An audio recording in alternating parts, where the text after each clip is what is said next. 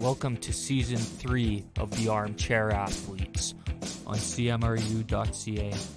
We're here to talk the four major American sports leagues. Your favorite sports show on CMRU.ca, hosted by Terrell, Taylor, Clayton, and Will.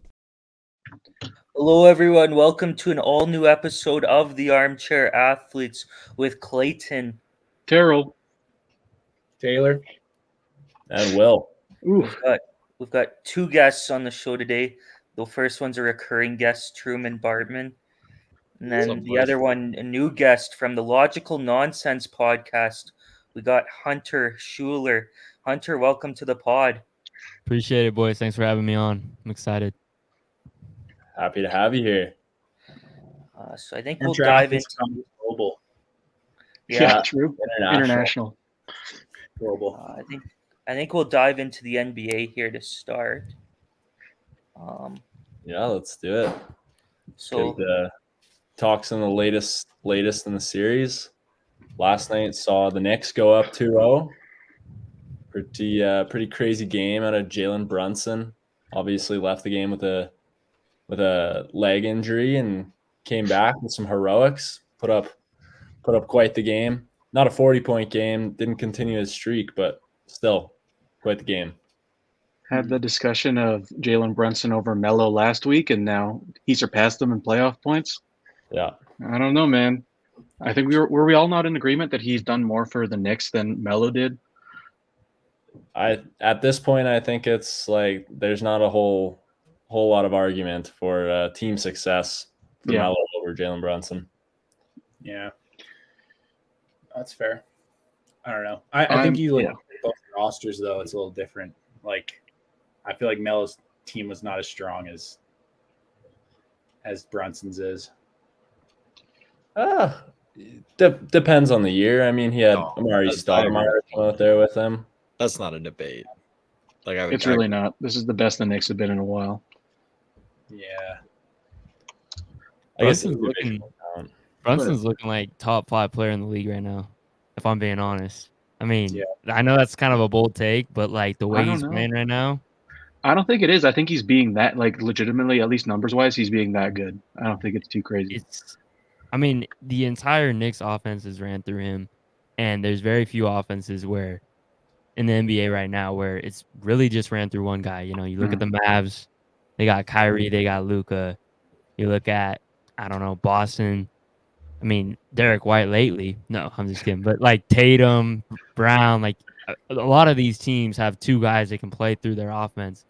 And really everything's just being formulated through this Brunson guy. I mean, it's insane what he's doing. So I understand the Melo argument there. Mm-hmm. Yeah, just fun to watch too. I mean, this Knicks team, I think I've put in the most hours watching their games this postseason. I've missed a couple games here and there for other series, but man, I'm yet to miss a Knicks game just because it's been so exciting.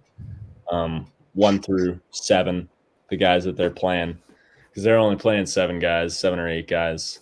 I mean, you got Josh Hart putting up 48 minutes a night. Looking like Wile E. Coyote out there, just running around, getting every rebound. It's Dante DiVincenzo, the big Ragu. Man, like just looking like Villanova Dante in that March Madness run. He's great, especially in the clutch. It's crazy how much he's improved too, because like he did not have that type of role 2-3 years ago, and now he's a key player on their team. Yeah. Oh yeah. He's getting the ball. He's actually making it count. Whereas it's like, all right, which Dante DiVincenzo are we getting tonight? You know? Yeah. Mm-hmm. And the fact that this is all without Julius Randle is even more impressive, because Julius Randle is like a bucket. Like, he's good. I mean, I get he's like shaky in the postseason, but like he's a good player.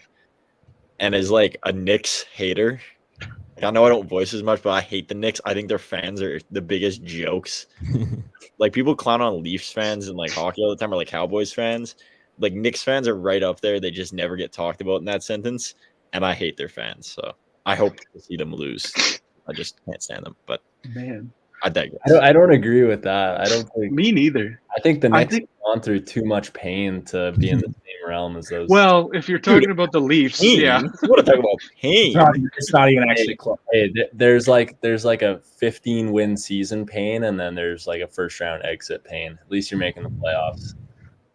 Nah. But I think it'd be almost worse that you're getting kicked out after the first round every year. At least 15 wins. Yeah. It's not. You got a good pick coming. Yeah, but There's nothing good about going out in the first round every year. think about being a fan of the Raptors this season. Was it fun watching them? No, but at least like maybe we'll get a good player to turn it around. Well, Yeah. who's They sitting there haven't. They watching a didn't whole turn it Raptors around. game? They never turned it around. They were like 10 years of purgatory hell. Yeah, I don't know. I think the difference really with Knicks fans and like every other fan base is that they're more funny than the other ones, so they get the pass. Yeah, No, they're. Yeah, they I like. can't stand them, man. Yes, that's. They're I mean, also it's fair. delusional too. Well, that's but every fan base is delusional. The Knicks more so than everyone That's else, true. but everyone's delusional. I would say Lakers are pretty bad too, though. The Lakers yeah. and Lakers- you know what? The Celtics are in there too, even though they're Yeah. good every year. Like the Celtics fan base is crazy. Celtics aren't much better than the Leafs in that sense for a recent memory. Like they make it to the third round or whatever, but they've had a stack. Yeah. No, I do agree. Yeah, that might be different this year, obviously, but Well, I was maybe. I was gonna say, speaking of Jalen Brunson, he's the baller of the week this week. 4 Nice. games played, averaged 38 points per game, 3.5 rebounds per game, 7.25 assists per game, and his team went 3-1 during that stretch. He's playing amazing for the Knicks so far, as you guys said. Mm-hmm. Insane volume and still really efficient. So shout out to him. Well, I mean, even like the game graphics, they're showing up games of, I think it was 40 plus points, 40 plus point games in a row through the playoffs. And he was at 4 games tied with Michael Jordan, only behind, I think it was Jerry West and Bernard King. It's like pretty good company to be up there with. With the logo and the second best player in NBA history. Yeah. Yeah, I guess we talked a little bit about Boston. We can talk about them right now. They're currently down 19 to the Cavs in game 2. They're up 1-0 in the series, but man, I mean, this Celtics team, as good as they've been, I just think I can't trust them. I can never trust the Celtics. We talked about them and the Leafs and the Cowboys. It's the same thing where I'm like, I'm going to bet on them to lose. I don't know when it's going to happen, but eventually I think they will. I think it's going to happen again this year. And that Porzingis injury is that is so detrimental for them. Yeah. Well, especially with the size that the Cavs have. I don't know what you think about this, Hunter. It's interesting. I mean, I like the Celtics this year. I mean, obviously, I hear what you guys are saying. Obviously, they've been so close so many years in a row, obviously. But I think if you look, I have 2 buddies of mine on the podcast pretty regularly that are big Celtics fans. And they basically, I mean, they've said multiple times on the podcast, if there's a year they're going to do it, it's this year. And I know Celtics fans have been saying that for a while, but this is by far, in my opinion, the best team across the board we have seen in the past 5 years. From top to bottom, point guard to center, having a guy like Derek White step up and take a huge role in these playoffs is huge. You don't expect that, especially, the Cavs. Who are they game planning for? Tatum, Brown, maybe Porzingis when he's playing good, right? They don't plan on Derek White putting up 26, 30, whatever he's putting up, right? So I think that's huge. And I think the biggest thing in playoff games that you'll see and what will lead to victories, defense and depth. And I think the Celtics have both of those this year. Drew Holiday, as much as he's really taken a back on the bench, I guess you could say, in terms of an offensive player, he has been there defensively. He's really stepped up defensively like we know he could. This isn't aging well as they're losing right now, but I do think, I have the confidence in them. I think this is the best team we've seen in the past 5 years. If there's a year they do it, I think it's this year. I don't think it's that crazy. Like with the I think they objectively are one of the best teams we've seen. Like not even just 5 years in like NBA history. They are like stats wise, like insanely good. My issue with them, and this has been their issue for the past, well, since Tatum's been there really, is that they are reliant on their pull up jump shooting, and when it's off, they do not win. And Tatum's prone to those streaky nights. He hasn't had the best playoffs so far. But when he's on and he's like hitting his shots consistently, I don't really think there's anyone that can stop him. Yeah. I will say this too about the Celtics that I think is one of their downfalls, and something I've mentioned on my podcast. They don't really have that guy when you need somebody to take over can. Now, we've seen Tatum do it. I'm not saying that he's not capable of doing it, but he doesn't do it consistently. You know, we talked about Brunson. He does it consistently.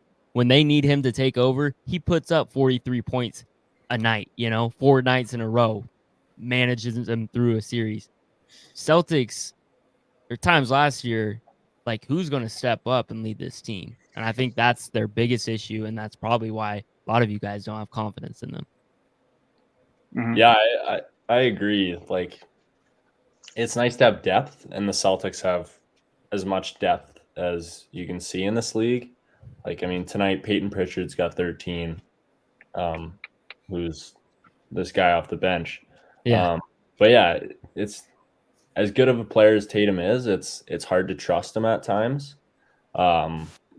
And like you said, Terrell, their jump shooting, it's hard to trust that. Tonight from 3, and they live and die by the 3. They're 7 of 30. Tonight they're dying by the 3. That's how Miami beat them last year. I get it's a different team, but like that Miami just took over in that department. My thing with the Celtics is I think the West is so much better. Like, I don't have a question that they can get to the title. I just think whoever is in the West, and I would have told you this from the beginning of the playoffs too, like the West is just so stacked. I mean, who are they going to beat out of the 4 teams that are left in the West? The only advantage they might have to beat somebody in the West is the West's series might go a lot longer. So there's fatigue, injuries, stuff like that, where Boston might, like, they won't now. They could still win tonight, but they could go 4-0, 4-0, 4-0 technically, or 5-4-1, 4-0, 4-0. Like, they might only play 16 games or 17 games for the finals, and then you might be getting teams coming in with 20 plus games under their belts. So fatigue is a big thing, which is the only thing I think that might give Boston a chance as well. But I mean, we haven't talked about the West yet, but there's, I think, 2 teams for sure that could definitely win and beat them. I think all 4, but that's just I mean, may as well move on to the West. If we're talking last night, or was it last night? Timberwolves Nuggets. That was Monday, yeah. Yeah. Timberwolves, they're looking like the real deal. I mean, it's 2-0 for Minnesota. Both games won in Denver, in elevation, and not just like squeak by wins. These are dominant wins. A 7-point game and then a 26-point game. And they locked down Denver in that second game without Rudy Gobert as well. Oh yeah.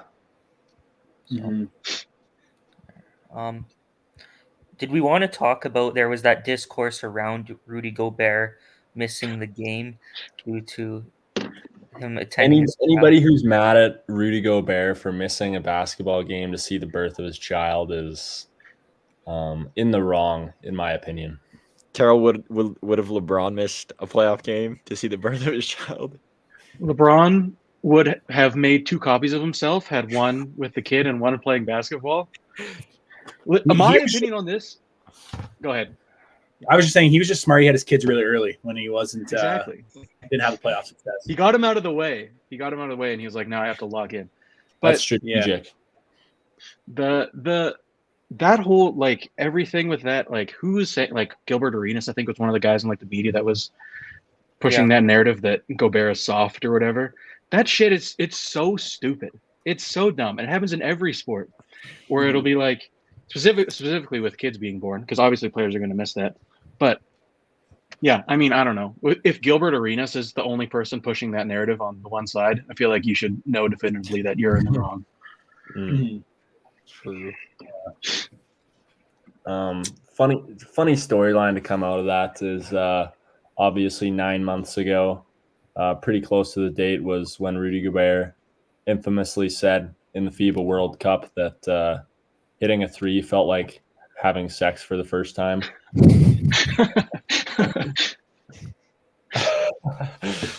So there's speculation there. The experience was fresh in his mind, man. He had to make the comparison, you know? Yeah. Anthony Edwards is having a big playoffs though for the T-Wolves. That's my guy. Man, you said it, Hunter. Jalen Brunson is looking like a top 5 player. I think it's looked at and confirmed that right now Anthony Edwards is in that top 5. I mean, man, he is fun to watch and just an amazing player. He's a very likable guy too. I think like you look at his media stuff and it's like, God, you're so likable. You know, you almost hate it because he's so likable. Because like some of his media answers, like you're so used to these NBA players who like his whole stance on like wanting to play and like how he hates that players sit. Like, dude, I love you. Like, please have some influence on some of your peers. Like, I love this stuff. And then like, I don't know, just him giving like, I don't know if you guys saw the interview with him giving credit to Jaden McDaniels. Like the bros put up like 3 shots or something like that, made 5 points. Like giving credit where credit's due. Like super likable. And then he goes out there and he just absolutely torches a Suns team. And now he's torching the champs, making them look silly. Like really exposing a lot of the holes that we didn't think were there. Mm-hmm. I mean, and you talked about you need a guy that can take over a game. I mean, that is exactly what Anthony Edwards is. It doesn't matter how good the first 3 quarters have been for him. If he has 30 points or he has 10, that fourth quarter comes around and he is like turning it on and is going to close the game out 100% of the time. Definitely. Wild. Yeah, and I mean to hold the reigning champs, Denver Nuggets with Nikola Jokic, Jamal Murray, and then all their complementary pieces to 80 points without your 4-time Defensive Player of the Year is, I mean, a testament to itself. You got the 8th guy off the bench or into the game, Nickeil Alexander-Walker, just absolutely putting the clamps on Jamal Murray. Yeah. I mean, that's pretty special. My thing with the Nuggets is I think we had this discussion when they were playing the Lakers, and we said that as good as the Nuggets are, if their shot making continues the way that it was in that Lakers series, they were going to have some issues in the next round. Because outside of Game 5, they were terrible. They weren't efficient like whatsoever. And it's like they just wouldn't have the same amount of wiggle room that they did with the Lakers. And now they come to the Timberwolves, who have the best defense in the league and are turning it up offensively. And yeah, they're getting whooped every series because they can't hit their shots. And I mean, Jamal Murray, like in terms of not performing well, last game, I think he was 3 of 18 or something from the field. Like he has been absurdly bad, and not good on defense. And can't get to the rim and can't hit jump shots. He has been terrible. He's the most confusing NBA player of all time that I've ever seen. Like I don't know what he is at all. I mean, the joke is that he's a big game merchant for all the season, and then the playoffs come around, and now he's stinking it up. I think he is dealing with an injury a little bit. Yeah, I believe that is part of it. Why he threw that heating pad too hard onto the floor and needs to get Tommy John. What's going on? Yeah, we should probably talk about that. $100,000 fine. Should have been a suspension. I agree. I mean, if you watch the clip, I think it goes right underneath Cat's foot. If Cat steps down a millisecond before that, I mean, he might be out. He might tear something, be out for a year. I think it's a dangerous play. And I think, I don't know, maybe if you aren't Jamal Murray, you might get suspended. Maybe the Nuggets need him to get suspended because missing 15 shots a game is not helping them at all. Yeah, but also it's not entirely on Jamal Murray. I mean, everyone's been bad. If Aaron Gordon is your leading scorer, like obviously that can be a luxury sometimes, but if Aaron Gordon is your leading scorer, you're not going to win a game. Yeah, no, they've been bad.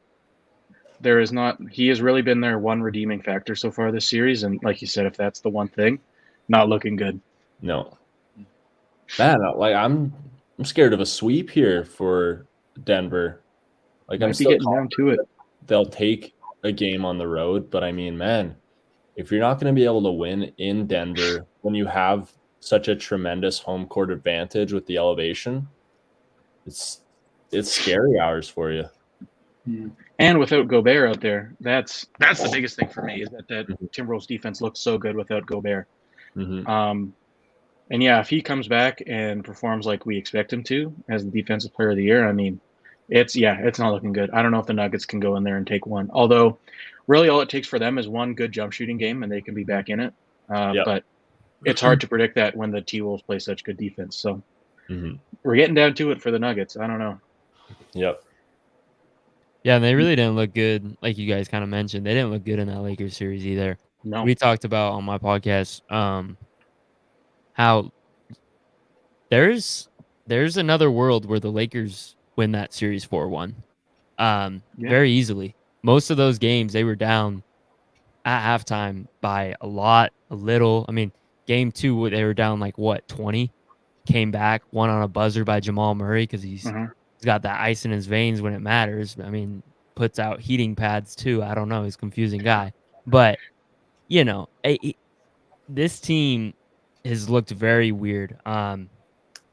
My take of, man, they went through adversity. It's gonna show that they can win any game. It's not looking good right now, but I might turn tables because T-Wolves defense, to your point, is looking dominant, and that's without Rudy Gobert. With him in, it's just even another factor. So the Nuggets, they got to turn something out. Now they got to go to Minnesota and steal some games, which is going to be hard to do. Yeah. Yeah, that's going to be a loud building for sure. I mean, talk about fans in purgatory. Minnesota's the definition of that. They're hyped to have playoff basketball there. For sure. I feel like they're not delusional though. They've accepted and they're just along for the ride. I'm really happy for the Timberwolves. Faithful. Minnesota sports has stunk for my entire life. Like their teams have just been terrible. As I see you wearing a Twins hat over there, Hunter. Yeah. We'll get into them later. Well, it's funny. Well, it's funny because I obviously follow like Twin sports and stuff like that, and it was after they won the 12th game in a row. Somebody commented, they're like, I'm confused. Timberwolves are playing good. The Twins are playing good. Why is it fun being a Minnesota fan right now? But I guess move on to the Mavericks Thunder. Clayton, you want to take this one over, known Mavericks fan? Yeah, Luka's going through a shooting slump right now. Won great in game 1, and I don't know if he was a bit banged up or injured. I know that he had got tripped by Dort earlier in the game, kind of fell on that knee, and he did return, but obviously didn't play that great. And then Shea Gilgeous-Alexander had a big game once again for OKC, and yeah, I thought that Oklahoma was the far better team in that game. So I'm a bit sad that Shea didn't win MVP. Me too. Yeah. I was kind of hoping that the one year he's going to do it. I mean, yeah, like stats is the biggest thing, and it is what it is. It's just, I don't know. I get kind of bored of the same guy winning every time. I don't know. I think now the door is kind of open for everyone else to start winning now, though. After Jokic goes back to back, I feel like now they're going to start giving them to other people. Yeah, we're hitting the LeBron effect where it's like, okay, now we have to start spreading them out a little bit, regardless of numbers. Yeah, I agree. I mean, to be fair, if we're talking Shea, we kind of have to keep our bias in the same realm. I know we're all known Embiid haters because he goes to the line a million times a game. Shea's kind of the same way. I mean, he does it in maybe a less arrogant way than Embiid. I don't know if it's arrogance on the court, but maybe off of it more. But not saying that Shea can't be an MVP because he definitely was deserving of it this year. But just putting out that feeler. The difference for them is I feel like when SGA gets fouled, he's getting fouled. a lot of the time, everyone foul baits in the NBA. That's just how it works. Mhm. But when Embiid does it, he, like we said, he's so much he's physically so much stronger than everyone else that there's no reason for him to be jumping up and throwing his hands in the air and tossing the ball towards the basket and not making a shot. Whereas with SGA, he's getting to his spots and taking shots and still getting fouled on the way there. But I do agree, he does have a pretty crazy whistle. We saw it in this game against Dallas. Yeah. But I think the biggest thing for him is that a lot of people, I don't know what they were basing this off of, but they were saying that his game wouldn't translate to the playoffs. I saw that sentiment a lot online, at least. And I just really didn't understand that because he's a guard who can, kind of make shots from wherever and get to the line and drive. He's built for the playoffs. He's physical. He can get to the rim. I don't know. I really like him. He's fantastic to watch. Oh, he's awesome. Mhm. Yeah. And Do you guys think? Sorry, go ahead. I was just gonna say to your point, Terrell, like you said, Embiid is such a massive, player size wise, and he's out there at the elbow baiting fouls. Versus Shea Gilgeous-Alexander is a guard, and he's third in the NBA in paint points. Yep. Yeah, so Getting to the rim. Do you guys think SGA deserves it more than Luka? I think I'd still give it. I think it's up in the air. I think all of those three guys, Jokic, Embiid, if he stayed healthy, SGA, and Luka all had a really good argument for it. And if any of them won, I wouldn't have been mad at it. mhm. But personally, I think I want to say my list was Jokic and then Luka and then SGA, I believe. I'm pretty sure. Yeah. So, but again, any of those three guys could have won it, and I would have been happy with it. It's tricky for Luka because at this point, what does he have to do to win? I mean, other than this year, I swear for the last 3 or 4 years, I've said at the beginning of the season, it's Luka's time to win the MVP, and hasn't got one yet, but he's played phenomenal in every season. So I think without being a 1 seed or top 3, I don't think Luka gets it because he's putting up numbers like this and not winning. That's about all you can do to get that vote. Yeah, I feel like he might go down as one of the better players ever. Like, I can't view into the future, but that doesn't get an MVP because you're like in this era where there's obviously, you have the Giannis's and the Jokic's, but then he's going to go into an era with like Anthony Edwards hitting his peak and Victor Wembanyama. Like, we know who's going to be favored in all of those MVP conversations and MVP votes for the next decade. It's going to be Wembanyama if it's close. And I just feel like Luka, there's like a bit of disrespect with the voters. I don't know why, but I just feel like similar to AD with the Defensive Player of the Year and similar to James Harden with the MVP for a bit, like, you're putting up these great stats, but for whatever reason, there's like this unlikable. I don't know what it is. I honestly don't know what it is. I think he's just out of his like NBA darling phase. Like for the first few years in the league, he was this new stud out of Europe who's been playing basketball since he was like 3 feet tall. And I don't know. I think that narrative is just passed over, and it's kind of transitioned to the narrative of, oh, why can't Luka get it done in the playoffs? And it overshadows the greatness that he's put on the court. Mm-hmm. And now he's got, I mean, people are now going to use Kyrie against him too. How are you going to win MVP when Kyrie's your second best player? That's going to be a narrative that gets pushed a lot. He's not doing well this playoffs, like by any metric. I don't care what numbers you use or what statistics, anything. He's bad. It looks like he's hardly moving. Yeah. I mean, he was outperformed by Harden in round 1. And I was outspoken, not a Harden believer. He straight up was just outplayed by Harden in round 1, which was crazy to watch. And then obviously Harden had a couple stinkers towards the end, so that kind of died that narrative down a bit. But he's been bad this playoffs, like just straight up, not to beat around the bush. He's just bad. If we want to get back to game 1, Luka was a minus 21, which worst in the game. Not a single Dallas Maverick in the positive for box plus minus, versus 2 players in the minus for OKC, and it was Josh Giddey and it was Gordon Hayward. The but two best players on OKC. Yeah. Yeah, I mean, you talk about it often, Terrell. The torture chamber, it's real. It's not a joke, man. That Thunder team, like my biggest issue with them is size and rebounding, but Mhm. I mean everywhere else on the floor, they play good defense. They're young, they're energetic. They can make their shots from wherever. They're super fun to watch too. I think you throw in another good big next to Chet Holmgren, and they're like serious contenders in the West for a while. Mm-hmm. And I mean, man, Jalen Williams off the bench has been doing as much as he can. 11 points, 9 boards in the game. I mean, matching up against Derek Lively and Daniel Gafford. Those guys have more size than you, but I don't know. He's playing better than they are. Mm-hmm. Definitely. So yeah, they got game 2 tonight, 7:30. Predictions? Do we have an update on the Celtics game?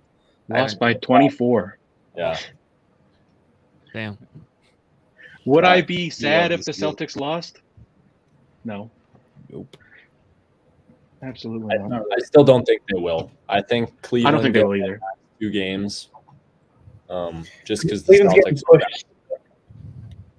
Cleveland got If pushed to Cleveland seven. makes the finals, what does it do for Donovan Mitchell's legacy? I don't Was know if that anyone's big ever Donovan- asked that question before. That might be the first time in the history of spoken word that anyone's asked that. I don't know. Hall of that Famer? First talk of Donovan Mitchell's legacy since the Rookie of the Year T-shirt. Actually, very true. That is very true. I mean, he's a playoff stud. I He think is. since his rookie year, he's a playoff elevator. He's one of those guys that always steps up. And still, I mean, to this day, I mean, Evan Mobley, though, he had 21, 10, and 5. He was good in He the had- first half, yeah. Yeah. All of your starters, 10-plus points. Karis LeVert, 21 off the bench. If you're getting 21 from Karis LeVert, that's a good look. LeVert's been playing good too. Mhm. He's been Yeah, underrated. especially I mean, My, he's coming off the guy, bench, yeah. Not doing well. So, I mean, we were singing the praises of Derek White. He did not have a good game tonight. That's very unfortunate. Same with Drew Holiday. But I mean, I feel like we said, I feel like Celtics are going to pull this out regardless. But man, it is not a good look to lose to this Cleveland team. I feel like this should be a clean sweep for Boston.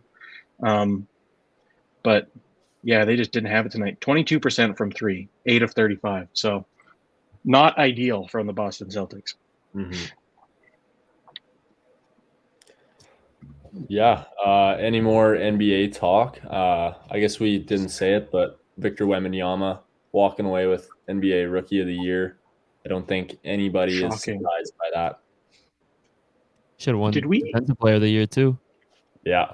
I I think feel like they- it's that crazy. Did we talk about the Pacers at all? I feel like we kind of skipped over them in the Knicks talk. yeah, we did. Okay. What do you think? The other thing, what was I going to say? Man, that thought's gone forever. That's never coming back. We can move on. So I was going to bring up Patrick Beverley's suspension. There we go. for Yeah. idiots for throwing the basketball into the crowd, and then had the interaction after the game with the reporter where he asked her if she subscribed to his podcast. And I want to defend him on that one. Because if someone doesn't listen to your podcast, you should not have to speak to them. That's what I think. Yeah, and that's how I live my life. Exactly. That's the first thing I say as soon as I talk to someone. I say, "You heard of the Armchair Athletes?" They say no. I walk away. I don't even want to give them the time of day. Yeah. Life would be so much more simple. Exactly. If I could do that. And then what was the quote from the fan in the crowd that caused that whole thing was Cancun on 3 saying it to Beverly, which is hilarious. Good That for them. after like I Pat did Bev, not who's see that. like known for being a trash talker, gets set off by a guy saying Cancun on 3. Yeah.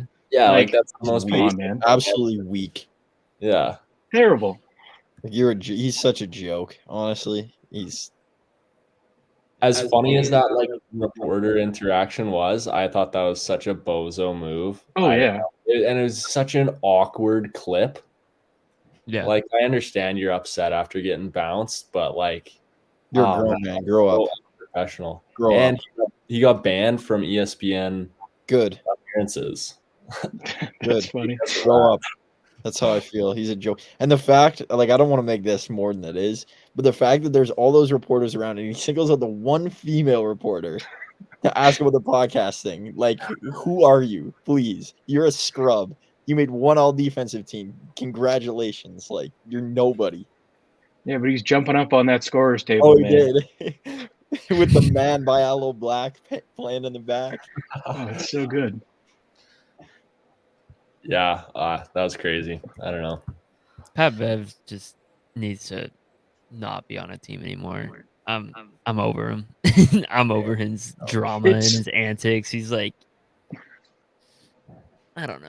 Like, is he even on a team if Doc Rivers is coaching them? I'll be honest. Like, is he on that team? I don't think so. Probably not. I don't know what his contract situation is, but I mean, he's on a one-year contract. I think he'll end up somewhere. Wait, so he's got a 4-game suspension, but he's a free agent this season? Yeah, and he said that he will not play if he doesn't start either. He says, I've never come off the bench. I'm not going to come off the bench. Bruh. He actually said, like, you're not Carmelo Anthony. I was going to say, you're never touching the court again, my friend. Yeah. Guangdong Tigers future starter. Ni hao. Yeah. Playing with Eric Bledsoe, that'll be their backcourt. Damn. They're putting up 100 every night. Yeah. Somebody had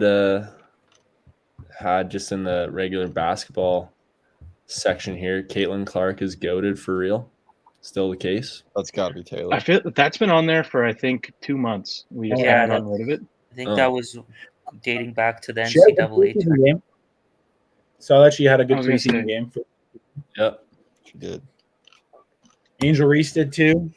Truman, I know you love her. We're not getting into this, but she had 15, 5, and 3. That's not a good game, okay? Hey, you're a rookie. 15, 5, and 3. I've watched Zaire Williams put up those numbers before. That's a solid stat line, dude. No. I don't know what I'm taking 15, 5, and 3. Sorry, I didn't mean to provoke this. We can move on. Yeah, jeez. Change your subtitle to known Angel Reese hater. I should. Jeez. You guys see Suns fire their coach? Yeah. I think in the same realm of that Darvin Ham firing, I think it was inevitable. We talked about it last week. They're cooked. Like that franchise, they're screwed for the foreseeable future. Or the Lakers, or both. Well, the Suns more so than the Lakers, but kind of both. Yeah. I saw an argument though, with the Nuggets falling in game 1 and 2. Are we so sure that the Suns are as cooked as we thought they were? Yes. Are you going to bet on them next year? With Bradley Beal on their roster, yes. Yeah. More of a meme than an actual argument, but I mean, like T-Wolves are up 2-0 on the champs.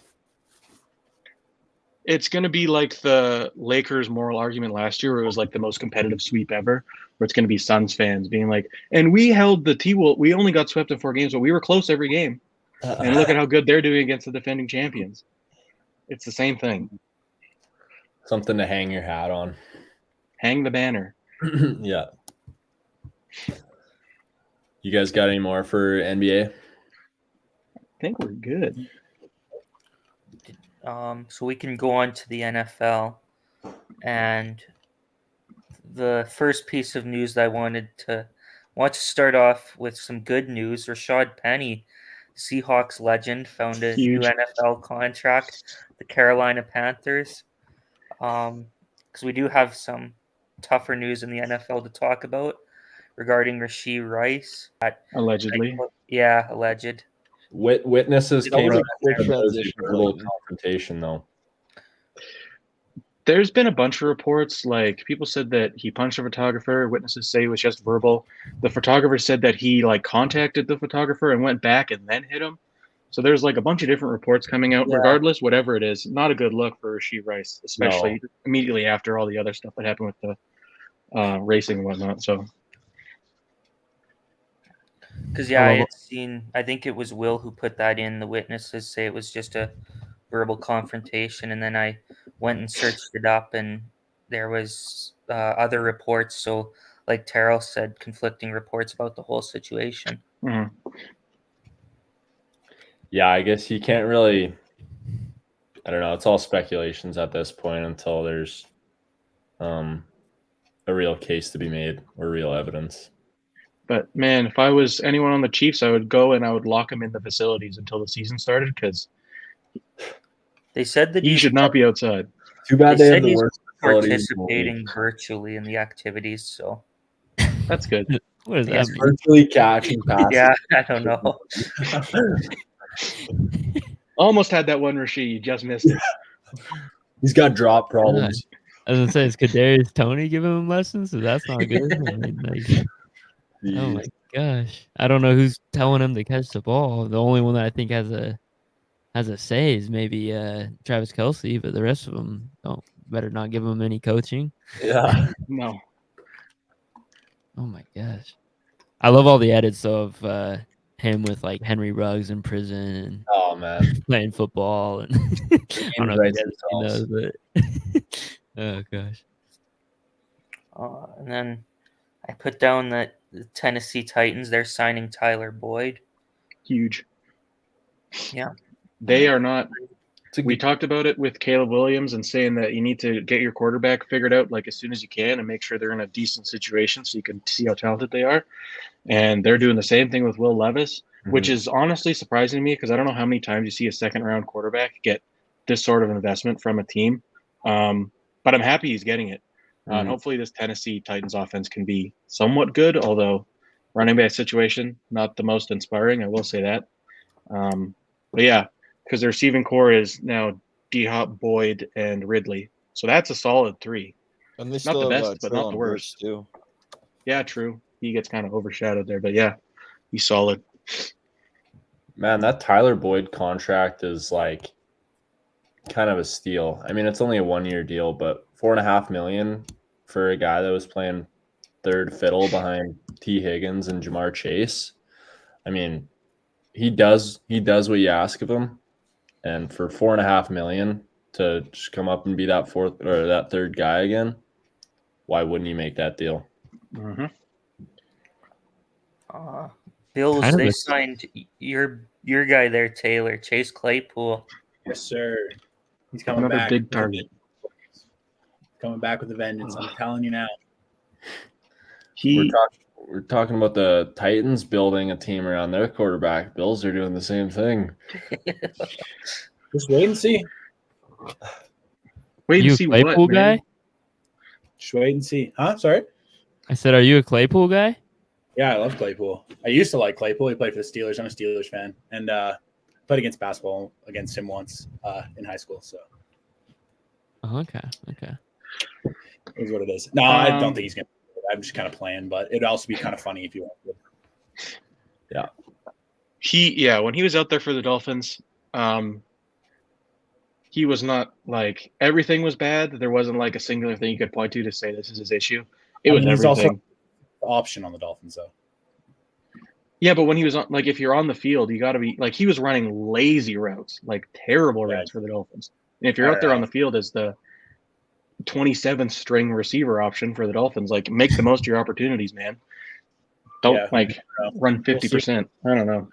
Irrelevant. Bills, because he's going to have more of an opportunity now. Because who else do they have? So I don't know. It'll be interesting. Let's see. He's not taking targets away from Keon Coleman. I'll tell you that right now. We want to talk about likable We want to talk about likable athletes. Keon Coleman, man, that guy's sick. Yeah, I don't know. He's I just think funny. It'll be interesting. He's got that Anthony Edwards charisma for sure.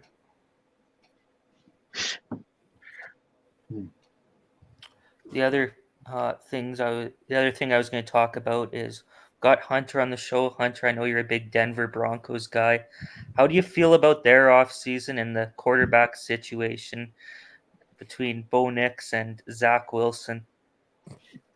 Well, for starters, if we're gonna throw Zach Wilson in there, I had a lot of hate last year. I said Zach Wilson was the worst quarterback in the NFL, and it's hot, but I mean, he went number 2 overall and has done jack shit. Every year that he's played as a quarterback, he's thrown, I'm pretty sure, more interceptions than touchdowns, and that's not a good ratio you want to have. So for us to, let's see here. Sorry, I might get a little frustrated here as a Broncos fan. I just want to warn y'all.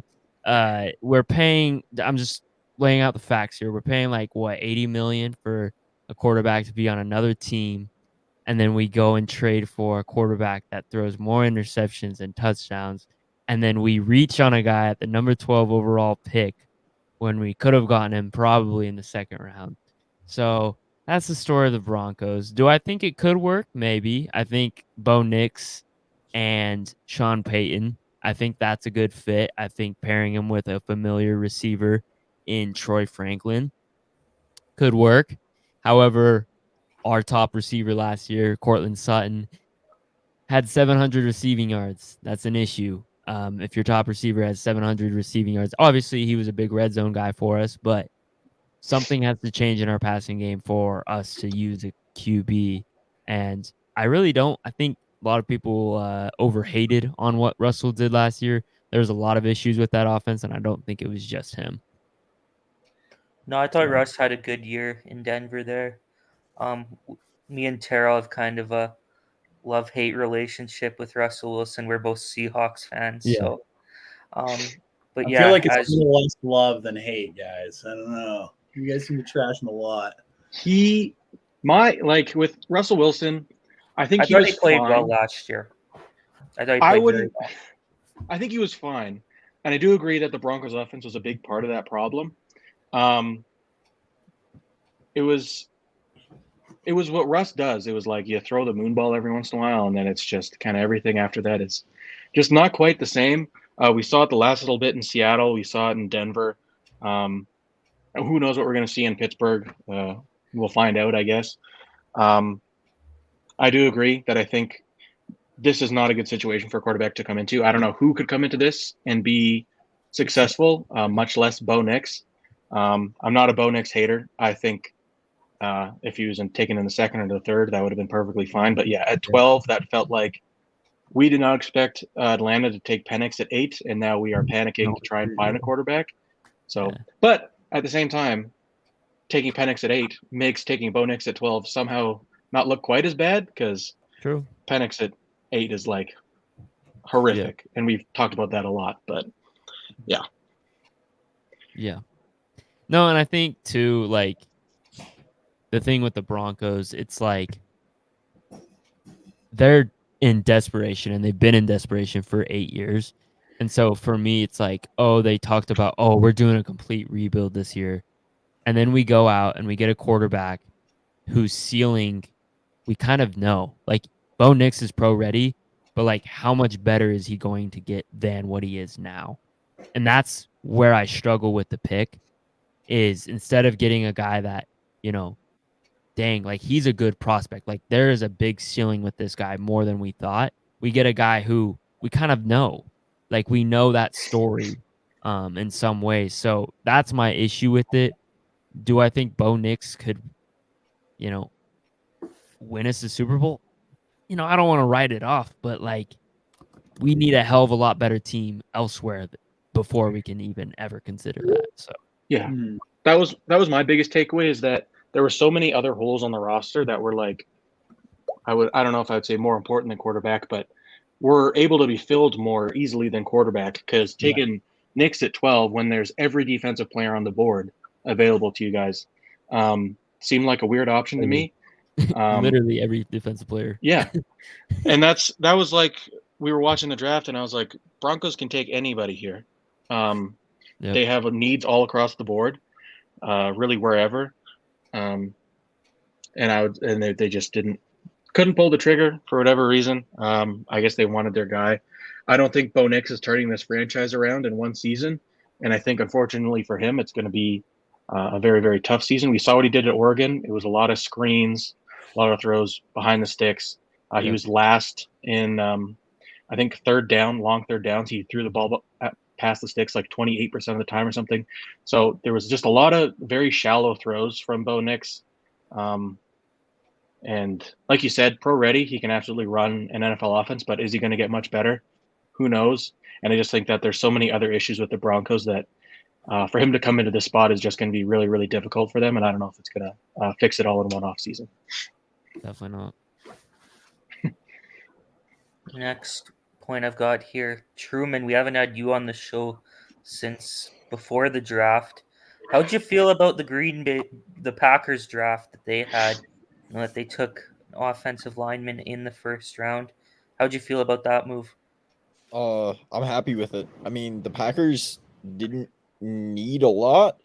I mean, everybody always says take a receiver every single year. That's the biggest complaint is take an offensive weapon, take a tight end, take a receiver. This is the one year where like Green Bay actually didn't need that because their wide receiver room has so many guys. They may not have that one superstar, but they have like 6 guys who are just dogs. And you know how I feel about the tight end room already. I love both of them. But they did need O-line with obviously Bakhtiari. He didn't play last year, but they lost Josh Nijman, thank goodness, because he was absolutely atrocious. And then they lost John Runyon, so they lost a ton of pieces. And I think drafting O-line was the right play. And near the end of the first round, it's always like if you pass on a big name off the bat, that would aggravate me more as a fan. You'd be like, well, why didn't you take this guy? Like, I remember when Kyle Hamilton fell to the Ravens, I'm like, how are people not taking this guy? Like, I thought he was so good, and I would have been aggravated if my team passed on him. But Green Bay needed O-line. They took the guy that they feel is their guy in Jordan Morgan. What's his last name? Morgan, yeah. Jordan Morgan. Yeah, why am I blanking? Jordan Morgan out of Arizona, and I think he'll be a solid fit, and they addressed the need. I liked it for Green Bay. Super successful offseason as a whole for them. I truly believe so. They'll be a good team next year. My question is going to be, obviously the pick after that was Graham Barton to the Buccaneers. Would you rather have had him? Yeah, I think he was. Yeah. If you're just asking me based on who would have I ranked higher, I really liked Graham Barton. I know a lot of people said, well, Jackson Powers Johnson's really good, or who's the guy at Penn State with a weird name? Yeah, that guy. Fashanu. Yeah. I wasn't a big fan of him. I actually thought Barton was better. So I would have really liked Barton, but at the end of the day, yeah, they addressed the need, and they thought for whatever reason Jordan Morgan was better, and I won't debate it. It's offensive line. It's not like it's a skill guy or that they took this gigantic reach or didn't draft a guy that should have been going in the top 10. So I don't mind it at all. I think that's it for the NFL, unless you guys have any other points.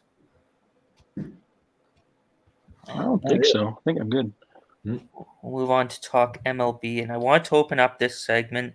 Truman, you made a condition for coming on this show this week because the Leafs suck so badly. They lost in round 1. So you made the condition that we had to talk about the Yankees this week. So the floor is yours, Truman. What do you want to talk about? Juan Soto. That's the only word I have to say. We can move on. Yeah, the Yankees, unfortunately, they were playing so well. They were on a 5-game heater, and they lost today. And they didn't even play that bad. It was just like, eventually you're going to lose a game. Just unfortunate that it had to be the Astros.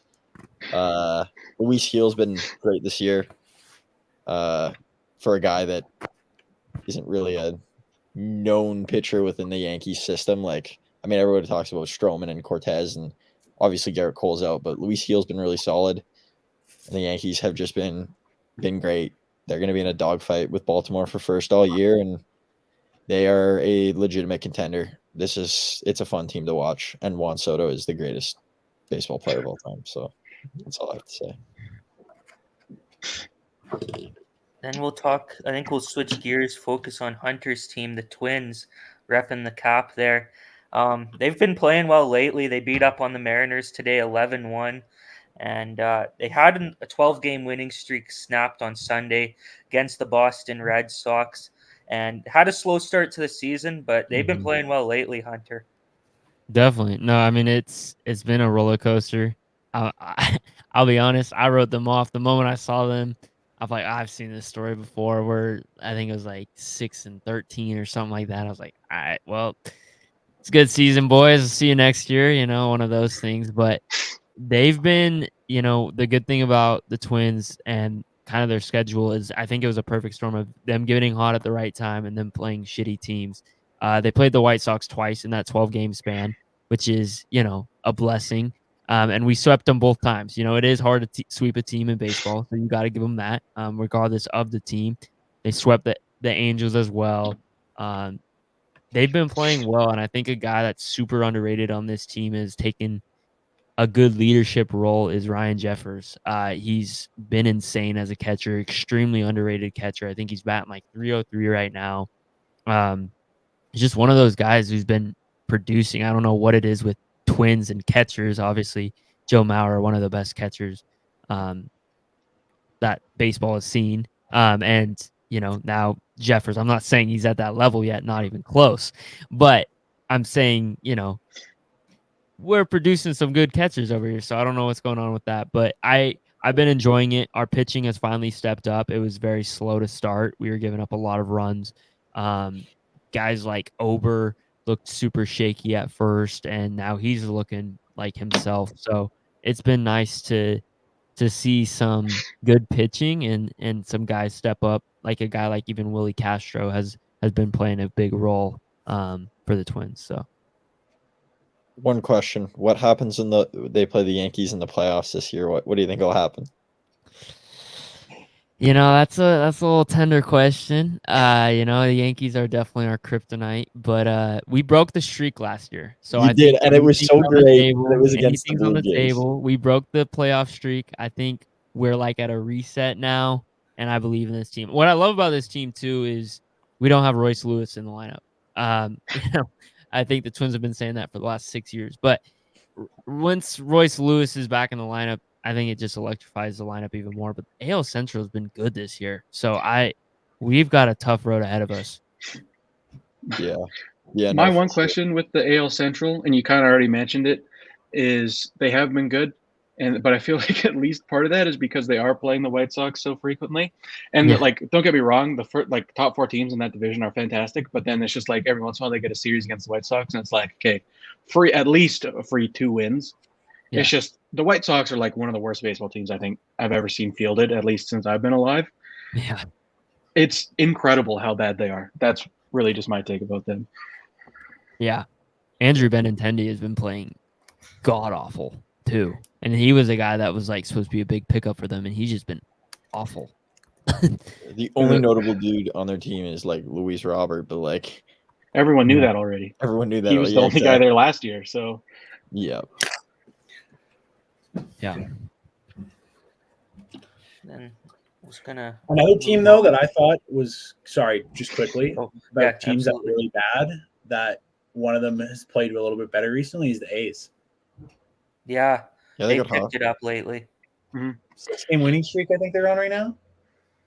Scored 20 runs the other day. They lost to Texas a bunch. Oh, did they? Oh, yeah, I thought they had. Was that today? They did have a 6. It was earlier in the week. Yeah. Yeah. Either way, for a team that they haven't played really well, has been dealt a really bad hand and doesn't have the personnel that a lot of people think would be very good. They've been playing pretty well too, so it's been interesting. Mason Miller's dope though. I love that dude. He's insane. He's so sick. He's insane. He's on pace for like 5 WAR as a reliever. He's so good. I think he has a negative FIP, which I don't know how often that happens. Fielding independent pitching. Never is what FIP stands for. But yeah, he's been so good. He just doesn't give up home runs. He has the flamethrower of an arm, but dude, he is unreal. He's Jacob deGrom as a reliever, in my opinion. That's what pretty much. The numbers would back that up. Yeah. He's unreal. I was gonna move on to talk about I don't know if you guys saw the crazy announcer Jinx by MLB Network right before the Dodgers played the Marlins. That was good. That was wild. They were talking no hitter before the game even started. And then first pitch of the game, Jazz Chisholm takes Yamamoto deep for solo shot. Like, what is the intention of making that call before the game? I've seen that And he too. said it like 4 times. That's like throwing a 10-cent, like 20-leg parlay down. Like, yeah, it could happen. So I seen the clip, and I didn't see like that it was first inning. As I'm watching the clip, I thought as they're talking like it's this going into the 7th, and he's not allowed to hit yet, and that comes up, and it's the first inning, and I'm like, wait, why are they doing that? And then Chisholm takes him deep for a home run, and I'm like, that's awful. But I mean, shout out to Yamamoto though. We were kind of, I was kind of, shitting on him at the start of the year because he was not having a good start. But even after this game, he had a fantastic outing. He went 8 innings. Obviously, the one earned run off the home run and another one. But he's been fantastic ever since that one bad outing in Korea. So he's been great. I think he got his ERA down to below a 3. He's been pitching well. He's been pitching really well. Shout out to him for giving Jazz Chisholm a home run, though. He's on my fantasy, so I'll take the points where I can get him. That's why it happened. That's why I did it. Yeah. This is why people don't like play-by-play announcers, though. Like, this is where they get that bad rep. It's because, like, shit like this. It's like, come on, man. You can't be saying that out there. This is wild. Like, I think play-by-play announcers, as a general rule, get hated on a little bit too much.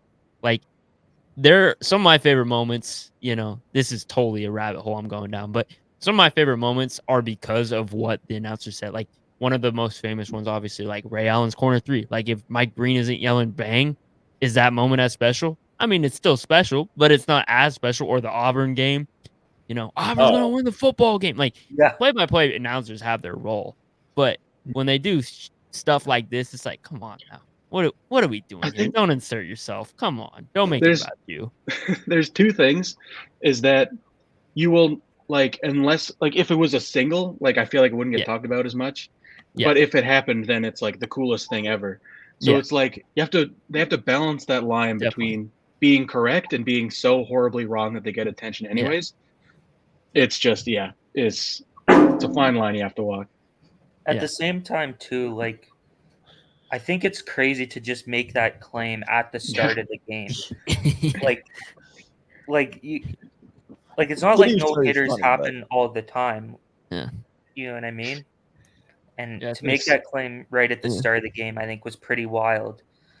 So it's like, I mean, maybe not as crazy, but like, it's like if somebody had predicted like, oh, I bet the Dolphins are going to put 70 on the Broncos this game. Like, you're not saying that before the game, Yeah. Yeah. Or not seriously, at least. Yeah. Yeah.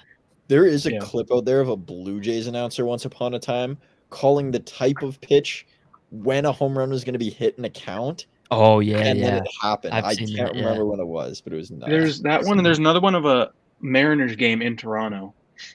And it was the same thing where a guy called I think it was like a guy's career first home run. So there are moments like that. And then those ones get talked about, but I feel like the negative ones get talked about so much more than if they call it correctly. So that was just like, laying all your cards on the table and being like, this is the game right here, and then immediately being proven wrong. So it's really funny. But I mean, other than that, I feel like it took away the shine of a good Yamamoto outing.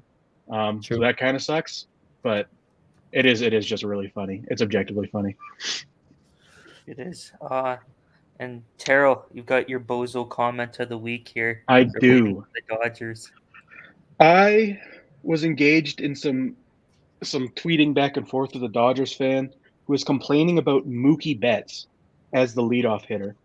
And his rationale was that Mookie Betts hits too many ground balls. That was his big gripe with Mookie Betts. And even if that was true, let's say Mookie Betts does hit too many ground balls, this doesn't matter because he's batting like 360, whatever, and he has an OPS above 1,000. So regardless, he's still performing well. But it's not even true. I went to the Baseball Savant page and I was looking at launch angle of players. Mookie's this season is 17.3. In terms of like the best hitter in the league right now, I would say Shohei Ohtani. His is 12.2. So Mookie's is higher than Ohtani's is. And if you want to look at a ground ball merchant in Vladimir Guerrero Jr., his is 7.5. So he's 10 points higher than Vlad and 5 higher than Ohtani. So I don't know what games that guy's watching and why he feels the need to complain about Mookie, but I'm pretty sure you could combine all three of the Blue Jays' top 3 hitters and they would maybe hit Mookie's numbers. So feeling the need to complain about him as a Dodgers fan, like it must be nice that that's your big point against the team is that Mookie Betts hits too many ground balls. Like, get a grip, man. You got Mookie Betts and Ohtani on your team. Enjoy watching baseball, please. Terrell, and speaking of those two teams, the Dodgers and the Blue Jays, I watched an absolute beatdown with my own eyes in person, and the Dodgers put an absolute chokehold on the Jays. So yeah, how was that trip? There should be no complaining. How was that trip? Oh, it was nuts. It was nuts. This is absolutely when I see you in person, we'll get into it more. Yeah. It's nuts. Yeah, no. I've said this with the Blue Jays before. My thing with them is that any deficit past like 2 runs feels insurmountable. So they could lose by 2 or they could lose by 11. Either way, they're losing, and it feels like they can't come back from it. Now, obviously, they lost the game against the Nats 11-8, so they did start putting up some runs.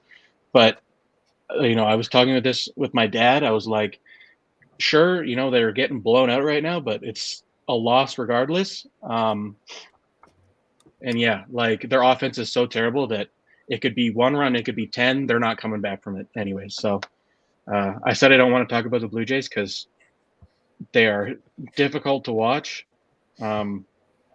But yeah, they're not a good baseball team right now. Gotcha. Speaking of pitching, Paul Skeens getting his first start on Saturday against the Chicago Cubs. He's played very well in the minors this season. I'm excited to see him in the majors. It looked like he was out there like toying with his food in AAA. Like it wasn't like he was dominating everyone he went out there against. So I hope he comes up and performs well against the Cubs because he's been fantastic in AAA, and I want to see him succeed in the majors. He's been ridiculous. I honestly think he could have pitched in the majors last year. Probably wouldn't have been too crazy. His skill is he's ridiculous, and he's so mature, like so composed. Like he's never once to me looked like he was too big for the moment, Like sometimes you see those guys and they get to AAA or things get rocky. He never really has a rocky moment, which is really good sign for a pitcher. It'll be interesting, obviously, he hasn't seen major league talent, but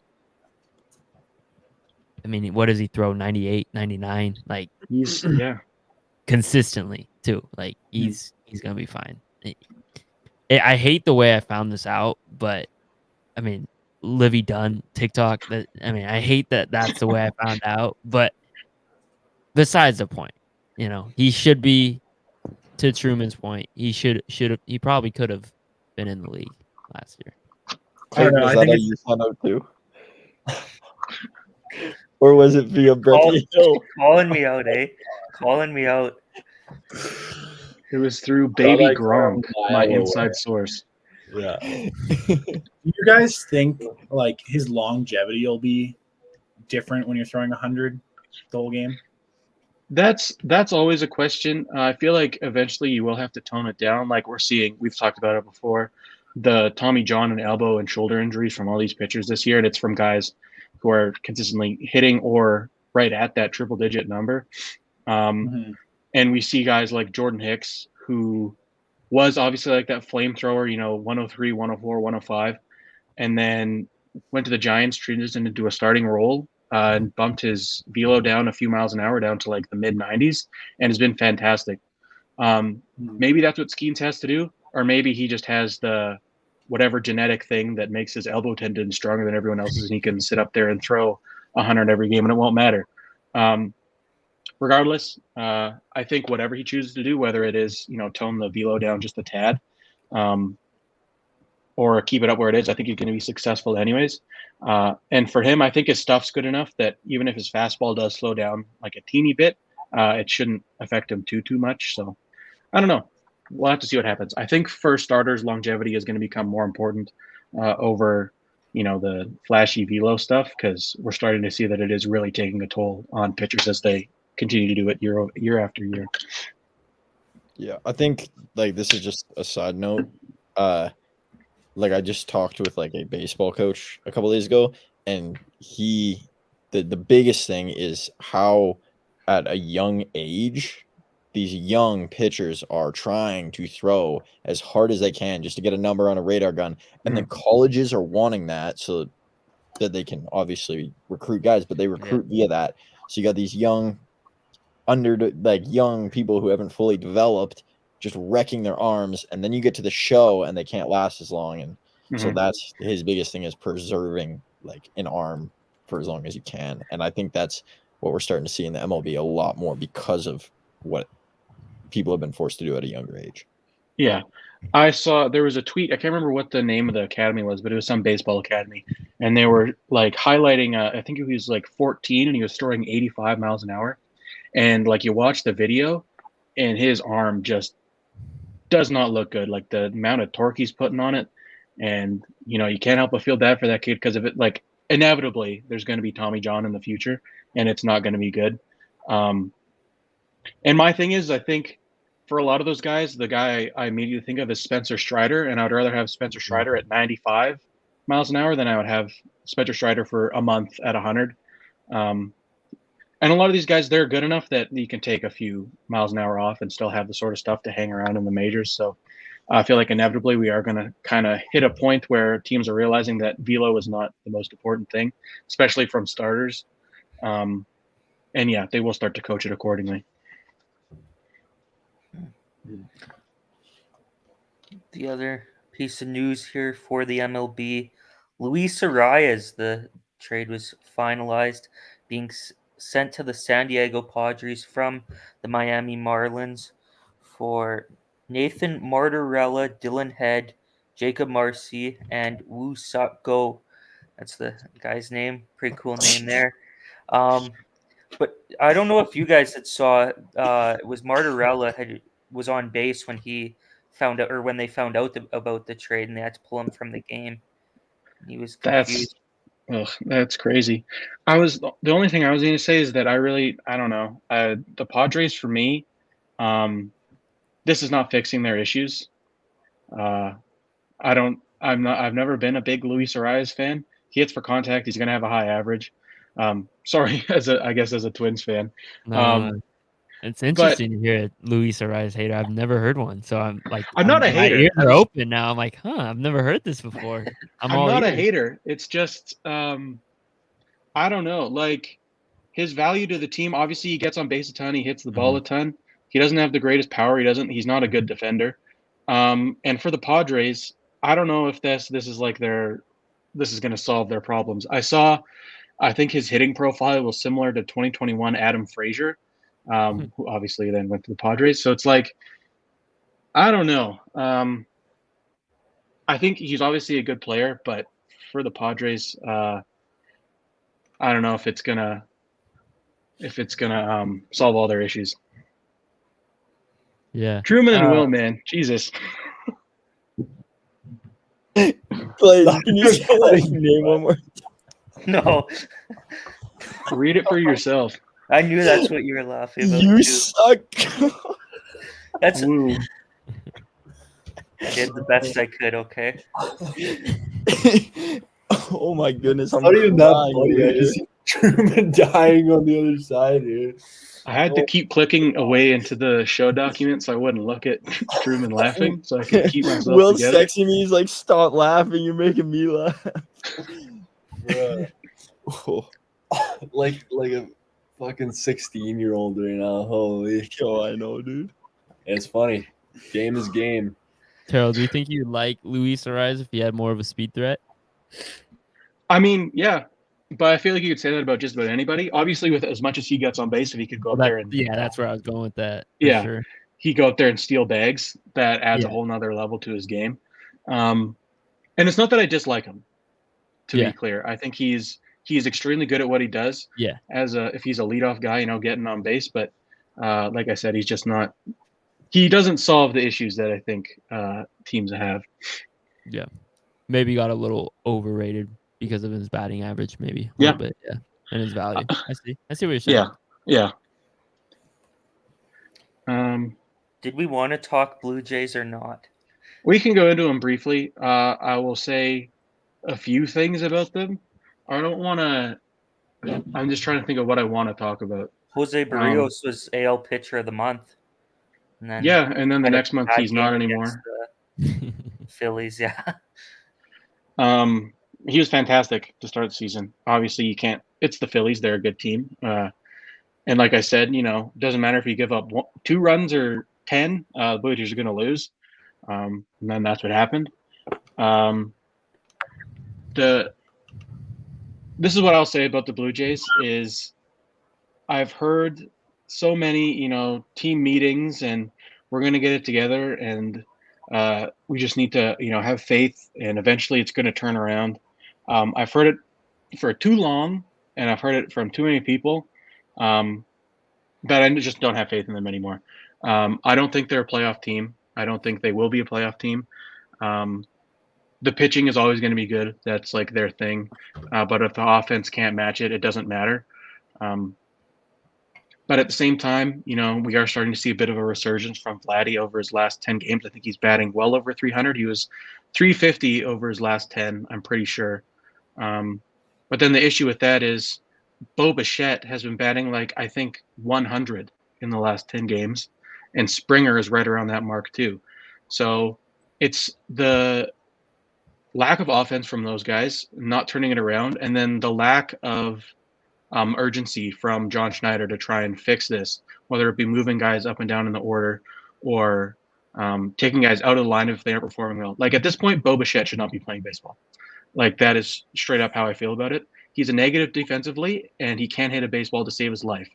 So I don't know if it's a hitting coach thing or if it's a mentality thing, but something has to be fixed there. And then I've been on here a lot and been a Ross Atkins hater. I feel like he doesn't do a lot to really help the teams in the way that it needs to be helped. But at some point, it has to be said, I don't think anything would have fixed this offense in the state that it's in right now, outside of a one-man show, like I said, Juan Soto or Shohei Ohtani. So if maybe they got one of those guys and they could have single-handedly scored some runs for the team, then maybe that could have been the deal. But there's no way that Ross Atkins could have predicted this much regression from Bo Bichette. He's close to 200 points down below his season average from last year. We're getting to that point.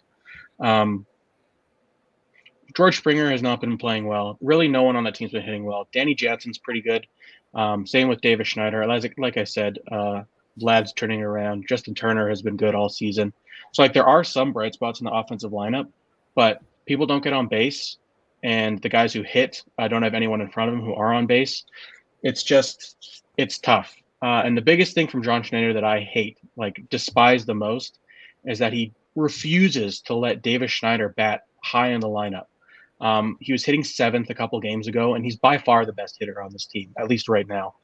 And he can't go up in the lineup. So you look at managerial issues. They brought up Addison Barger a while ago for the series against the Royals.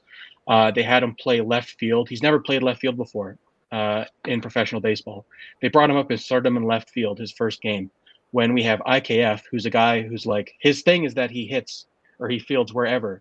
He can play any position on defense, and they don't have him in the game. They have Addison Barger in left field, and then he makes an error on his first attempt in the outfield. It just doesn't look good. So it's really everything for the Blue Jays. It's managerial stuff. It's offense. At this point, the whole team, I don't have a lot of faith in. Obviously, I say that, and then today they beat the Phillies 5-3. But I don't know. I don't think that this is a playoff team. I don't think it's a playoff offense. And until they give me a reason to tune back into baseball games, I'm not watching them because it's not enjoyable to watch.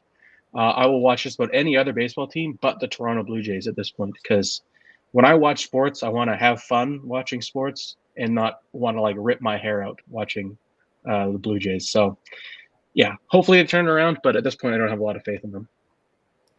They play the Twins on Friday. So series loss for the Toronto Blue Jays as far as I'm concerned. yeah.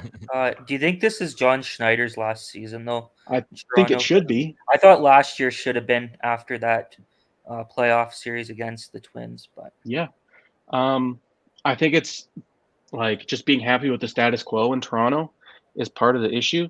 I think we know that he is not a good manager. We've seen it before. We see it continue to happen. And why I don't know if he has like dirt on someone in the Blue Jays organization that he is still sticking around. Like, I don't understand it. And at the same time, I know I just defended Russ Atkins, but he should not be here next season either, if we're being totally honest. He's through his third general manager, I guess fourth if Schneider leaves. So that's not good. I don't think you should have that long of a leash on any situation, especially when he refuses to address the issues that this team has. Yeah, they're a frustrating team to watch, and so I'm no longer watching them. That's fair. Hashtag Terrell boycotts Blue Jays. This, maybe this is what they need to turn around, is that they can listen to me say that they're not watchable anymore, and they'll think we got to get Terrell back on our side. Go up in the order. Yeah, but it's because he can't hit the high fastball. Oh no. Yeah, that's why he can't go up. And everyone else can't hit any ball, so it's like exactly. Might as well have someone who can hit something, you know? Yeah, they're just not fun to watch. That's fair. Then the other point I want to make for the Jays here before we end off the MLB segment, the Sanchez is back. Aaron Sanchez signed to a minor league deal by the Toronto Blue Jays. Yeah, he is. He's coming back. He's the fifth starter. He was awesome in 2016. Yeah, we're getting close to a decade ago. Yeah. I mean, am I going to be mad at them signing a minor league pitcher? No. Like, am I going to be excited about it? No. That's the end of that. He's a recognizable name. And that's all he is at this point. That's fair. I think that's it for the MLB, Terrell, unless you want to express any more frustrations. I feel like I said pretty much everything I wanted to say. Although I will say this, I said it last week because we didn't have much to talk about. I said that Juan Soto's good at baseball, and it still applies this week. So shout out to him. Yeah, I think we'll move on now. Talk NHL. Got the winners and losers here. Truman, I hope you're ready for this. Dude, I'm the most prepared fan ever. I know what to expect. Yeah, so first winner here, I've got Colorado, the Avalanche. In round one, they looked like the team that I thought won the Stanley Cup 2 years ago. They were firing on all cylinders, and there was a lot of guys contributing, whereas you look at the team last season was very top-heavy with just, it seemed like that top line. And don't get me wrong, they were great in this series as well. McKinnon had a great series. Rantanen, Nichushkin as well. Casey Middlestad, I thought, had a great series for Colorado as well, contributing a goal and 5 assists. It was a trade that a lot of people questioned at the trade deadline. With them in Buffalo, Colorado gave up was Bo Byram, who's a young defenseman. And originally, people then even hated more on the trade because Byram went to Buffalo and I think had like something crazy in his first 3 games there, like 2 or 3 goals from the blue line, and people had deemed the trade a win for the Sabres. But I think it's honestly a win-win at this point. I think that the Sabres have a lot of offensive talent. Like I said, at the time they were able to get rid of Middlestat, and Colorado's got an abundance of defensemen. Now they get Middlestat on their team. He's playing well in the playoffs. Truman, unless you have anything to say. You know how I feel about Casey Middlestat. I think he's one of the most underrated players in all of hockey. Yeah. I think he's dope. And this Colorado team, I think they probably hid how bad Georgiev was in that series because of how good their offense was. Yeah. We'll see if that can last. Losing right this second, so. Yeah, he still doesn't have great underlying numbers, but I looked into it, and a lot of it's just from the game one alone. Like he For had a sure. 932 in the final 4 games of that series. So, Fair enough. next winner here, I've got the Rangers. And even more of a winner because of the win tonight. They just won in overtime as the Panarin. show's going on here to take a 3-0 lead over the Carolina Hurricanes. They're now 7-0 to start off the playoffs. And Truman, you know I questioned them at the start of the playoffs. I questioned their depth. But I think a huge part of that was because I didn't trust the top guys on that team. They've performed in these playoffs. Artemi Panarin with the overtime winner tonight. And it's something that they needed. And I think for the Rangers, they're one of the teams that I think has the most pressure to win out of the 8 teams that's still left in the playoffs. Like you look, Panarin, Zibanejad, they're not getting any younger. I think Igor is 29, so he's almost at the wrong side of 30 now too. Yeah. Yeah, Clayton, I will say one thing for you. I feel bad for you. With this. Because you had the chance to push like an all-time generational narrative that you've pushed for 3 years about Carolina, and you Yeah, took your foot off the gas. You are I so did. right about them, or like before you were right about them. And if you just stuck the dagger in, man, that would have been something. But everything you've said about Carolina in the past is glaring. They played really well tonight, actually, but still glaring in my opinion. And yeah, you've been hitting it on the head for years, and it continues.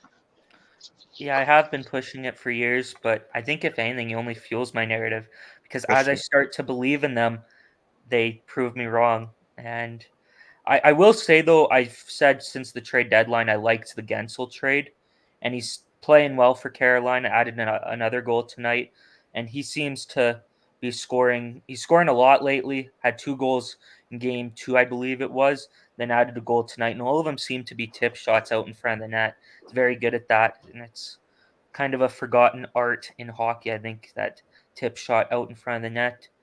Um, Now on to the big time winner. Now I've got this one isn't this team isn't in the playoffs, but I've got the San Jose Sharks. They won the draft lottery. They're gonna have the chance to draft Macklin Celebrini first overall.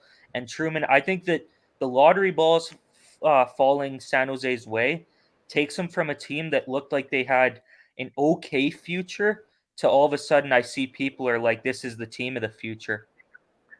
Got an abundance of prospects. Will Smith, not to be confused with the actor or the baseball players. Um, Great prospect for the San Jose Sharks. They're going to add Macklin Celebrini now as well, likely at the draft in Las Vegas. And it's a cool story there too with Celebrini and the Sharks. I don't know if you've seen Truman. His dad, I believe it was, worked for Golden State Warriors. And Draymond Green actually went to one of his Macklin's games when he was playing in Chicago.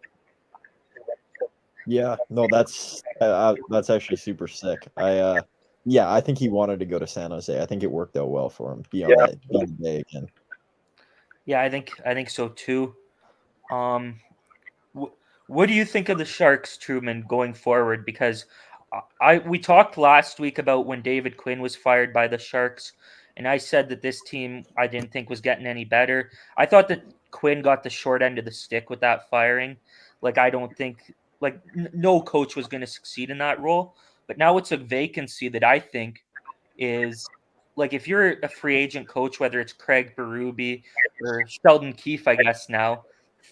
I think it's a highly attractive job there in San Jose now with Macklin Celebrini coming in.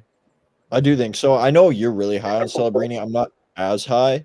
There's a couple of teams that I think like Chicago is the next generation of big time hockey. I think Demidov, if they draft him in Chicago, he is going to be a star alongside Connor Bedard. Yeah, so they would be my tier one. Like I think San Jose is going to be a good team. They're further ahead of teams that are in like that no man's land, like Anaheim, or I guess the teams that are entering the rebuild, like St. Louis. So I think there's some optimism with San Jose, and in a weak division, like outside of Vegas, who will just be good for forever, and Vancouver, who I'm actually super optimistic about, like beyond this year. And the Oilers have McDavid, so that's another thing. But like there's going to be some room to be able to sneak in there as the Kings get a little bit worse and Anaheim still tries to figure things out. The Flames are in a mess. There's some optimism in Sharkland. There certainly is. And then going to move on to the losers here. Lost the point where I was at on this page. First loser, I got the Winnipeg Jets. They're on the flip side of that Avalanche series, but I think that this was a year where it looked like the Jets could finally make some noise. They haven't made noise in the playoffs, I guess, since 2021 when they swept Edmonton, but then they were swept the next round as well. And they haven't made a deep playoff run since that 2018 team.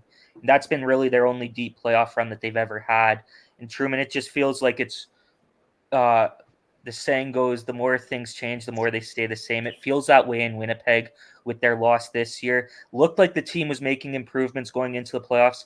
I had them as a dark horse team to potentially even go to the finals. And I picked them in round one, actually, against Colorado as well. And Hellebuck, I don't know if you saw that quote, Truman. He thought he played well in that series against the Avalanche. So I don't know if maybe he's not accepting the blame. I think maybe that's part of it. Like, you allowed 5 goals a game. I think you deserve to shoulder some of the blame, but I don't think the defense showed up as well for Winnipeg in that series. And I think for Winnipeg, like, they lose in 5 to Vegas last year in the first round, and they lose again this year to Colorado. It just feels like they're not really going anywhere. And if I asked you in the next 5 years, is that team a top 2 team in the Central Division? I think the answer clearly is no right now. You've got Colorado, who I think is going to be dominant over the next 5 years still.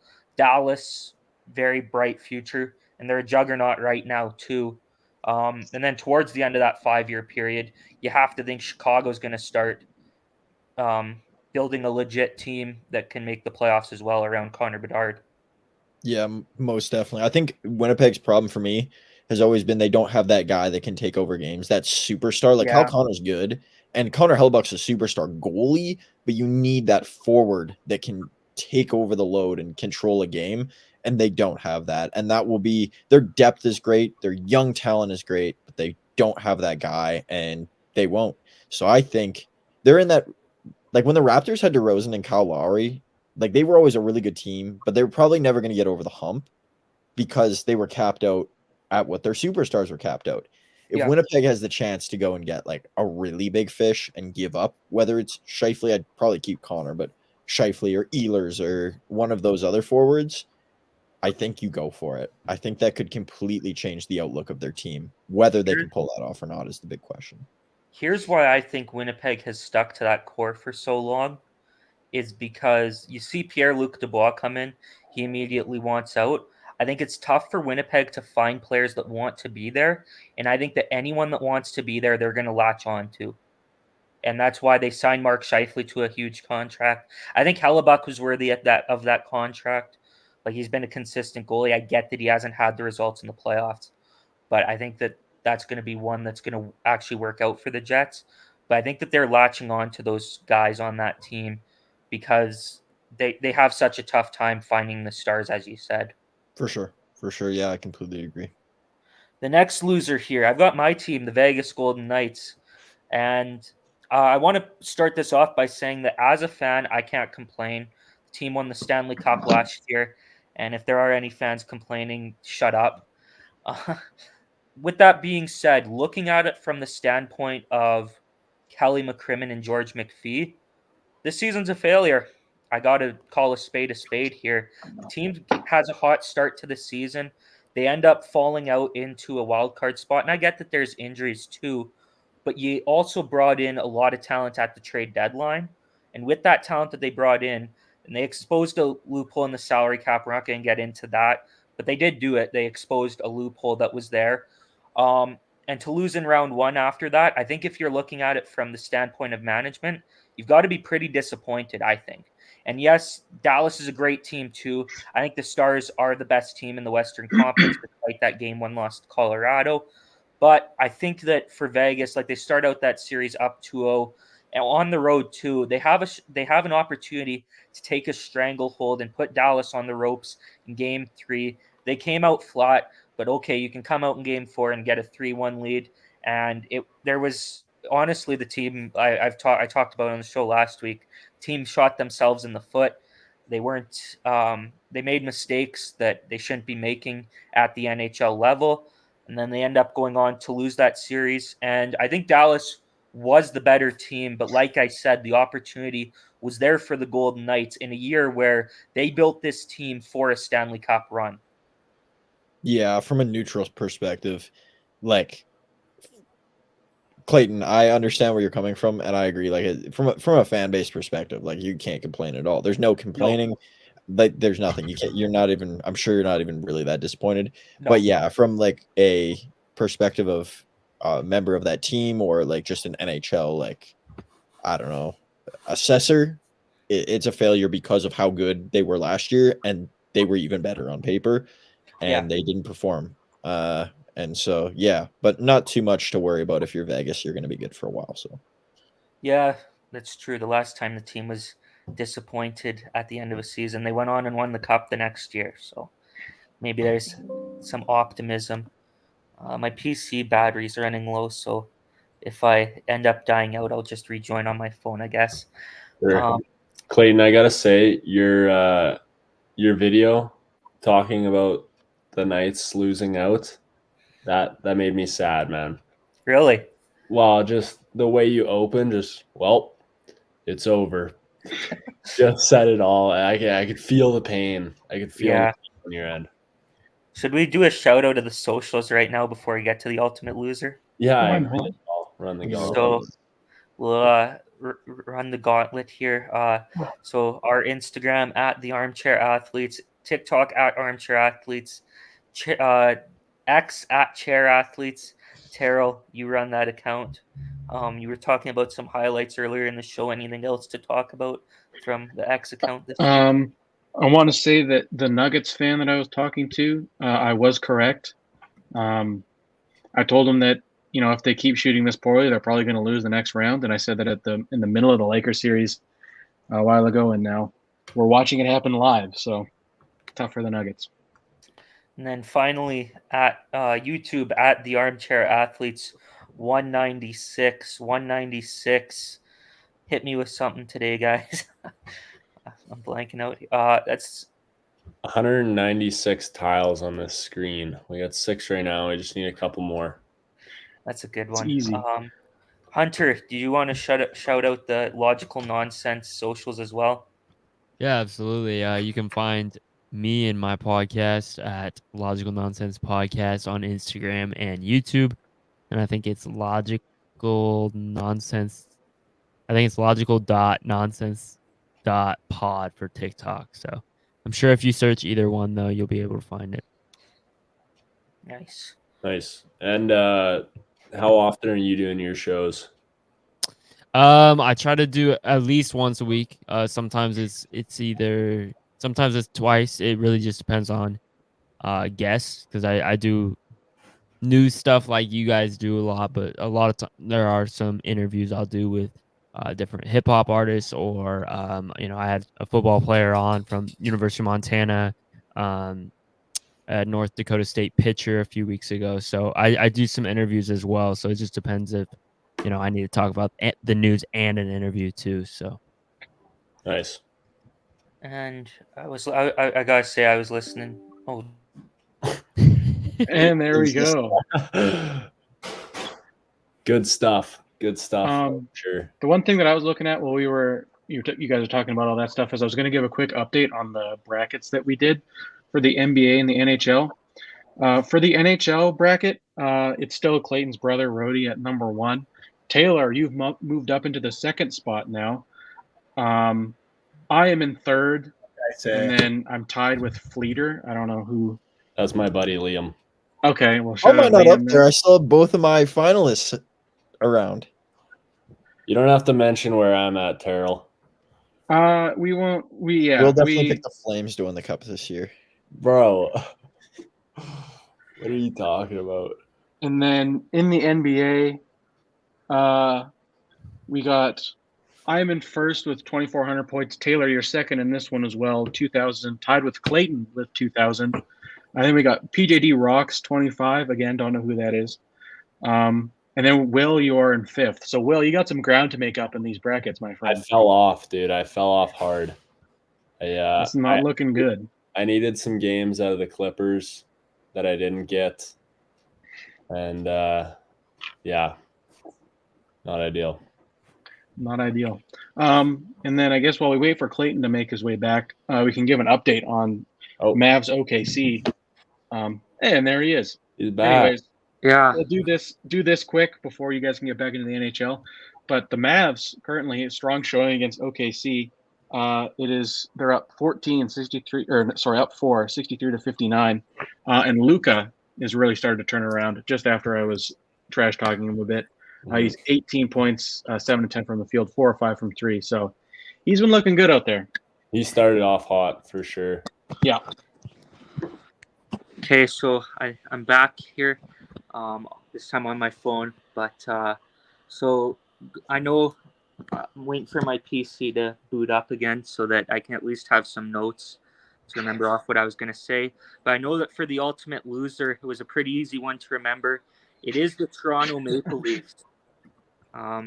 Truman, do you want me to give you an introduction here, or do you just want to rant?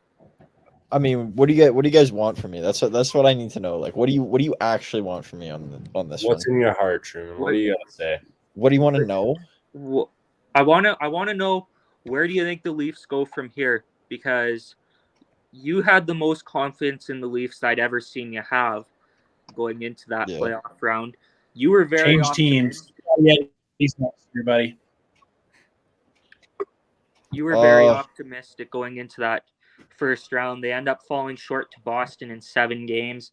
And while the Leafs came back in that series from down 3-1, and they took the Bees to 7 in that, or to overtime in that game 7, I still think it's a disappointment. It absolutely is. Yeah. I don't even know how to start this. I guess I can talk about this year, and then I'll finish with a little bit of not even hope for Leaf fans, but just like realism of what I feel. Like, I was really confident in this team. I like really everything about them. I didn't mind what they did at the deadline. Joseph Wool getting hurt. Clayton, you know I'm a Joseph Wool guy. That's been my guy. I've said that he was the number one throughout the year. Samsonov got hot, and you ride the hot hand. You know how I feel about that. Losing him for Game 7 was really tricky. I honestly think the team plays better defense in front of him for whatever reason, confidence, and whatever it is. I do think they locked down better, and so that hurt them. That they would have lost the game regardless. There were some unfortunate parts, like when you don't have Matthews and Nylander for the full series, that's tough. But they still managed to pick up games. I thought Sheldon Keefe knew that his time was coming to an end, and it was pretty visible. I think there was this sense, like throughout the year, I was really confident that the Leafs can make a run. I felt like the team was good enough. And then the Florida Panthers showed that they're still the Florida Panthers, and I knew that they probably weren't beating them. Like in my bracket, I had the Panthers winning the cup, so I knew that if they won this one, they probably weren't getting past the next one. But regardless, like, I mean, it's disappointing for the team. Right thing to fire Keefe. Hot take, like extremely hot take. I think the Leafs should hire Joel Quenneville. That's a debate for another day. There's a lot that goes into that. Yeah, I don't agree, because I think it's a PR nightmare, and I think what's going to end up happening is they're going to face so much backlash from it, especially in that market. Like, how much more backlash can they get, Clayton? Like, really? Well, but Truman, this is a whole nother thing, though. Like, this is like Mitchell Miller level. No, because he committed though. the crime. Quenneville was there and didn't do anything about it. So I do think it's different. I think Quenneville's a PR nightmare in any market. If the Columbus Blue Jackets hired Joel Quenneville, I mean, you've seen what happened with Mike Babcock. He didn't do any. Hasn't been. I guess he doesn't have that. Mike Babcock did not get fired for the same reasons that Joel Quenneville did. We'll just leave it at that. and there was still backlash against the Columbus Blue Jackets for hiring Mike Babcock. You've seen then what that turned into, and it's Toronto has more media coverage than any other team in the NHL. I think that is a disaster waiting to happen if they get Quenneville. Yeah, I just disagree because the product on the ice will show. I think he's actually the perfect fit for like their team system wise, and he's a winner. But I won't get too much into the personal details. Like I understand that part. I'll get back to the Leafs as a whole. I don't know. I think Marner's got to go, or he will go. I mean, he doesn't have to go, but the problem with Marner is you have to get like an equal or better return, and I don't know if they're going to be able to do that. So it would not be a surprise to me if he's going to be back on there next year. In an ideal world, they trade Mitch Marner and they get Brady Tkachuk back. I think that is like the greatest trade ever, and I think it's actually doable. I think But they no. You think Ottawa says no? Yeah. I don't know about that. I don't know I about do. that. Ottawa's in a hole. But anyways, story that's for another day. Yeah, I think there's some retooling that needs to be done with this Leafs team. Like I said, I think next year they're going to struggle. I think it's the year after, especially when they really get back onto it. And I've mentioned this on here before, that I think once Tavares comes off the books, then it really gets scary for the Leafs. Like, this isn't good right now, and they're a joke. Yeah. But yeah, I think, I don't know.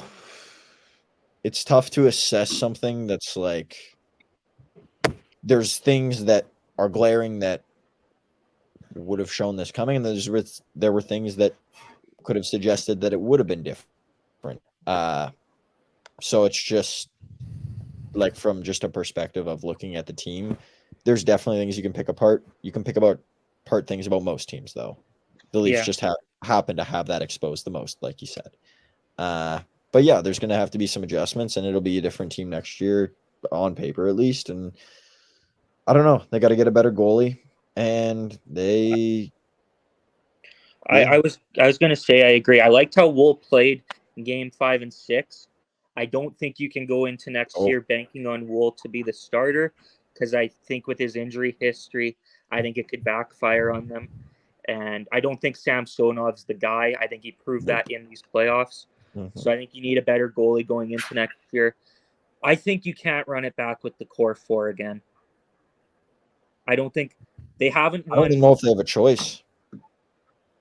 They don't have a choice. You're right about that. That's up to Mitch Marner and John Tavares if they want to waive their no move clauses.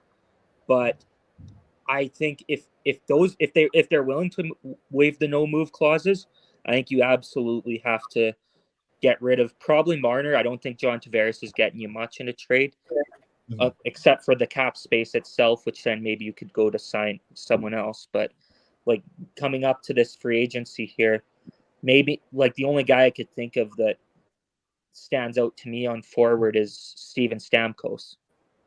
And I'm probably banking on him re-signing with Tampa. Yeah. Okay. Yeah. I know what you mean. Before we just take over and this becomes way too much Leaf talk, although it needs to be at some point, like, because of, I'll leave with a fan perspective, because I feel like I need to add that, whether I want to or not. So I've been a fan of the Leafs like my entire life, and it's the worst thing ever. I get excited because I have teams like the Yankees and Packers, and I appreciate them a lot more because throughout my life, they've always been the consistent factors of winning. And with a team like the Leafs, like for me, and I feel like so many others, there's like a loyalty aspect, and you're stuck, and you don't want to like be disloyal to the team you were with, and sport makes you do that. It's weird. But it's just not fun. Like, it's not fun. And like Terrell said with the Jays, he's not going to watch a game. I'm so trapped in it, not because I even have like this sense of belief at times, but because I just want it to end. And I think that's what showed last year, was like when they finally did get over the first round, I just wanted it to end. And it's more of like this hindrance, like this thing that's just kicking you in the back.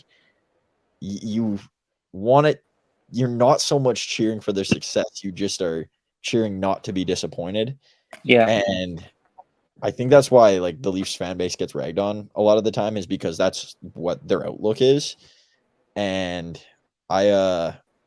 it's not fun to be a fan, and I know I certainly can't take this anymore.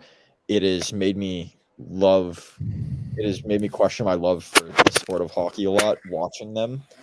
And for any Leafs fan that is going through it out there, it probably won't get better.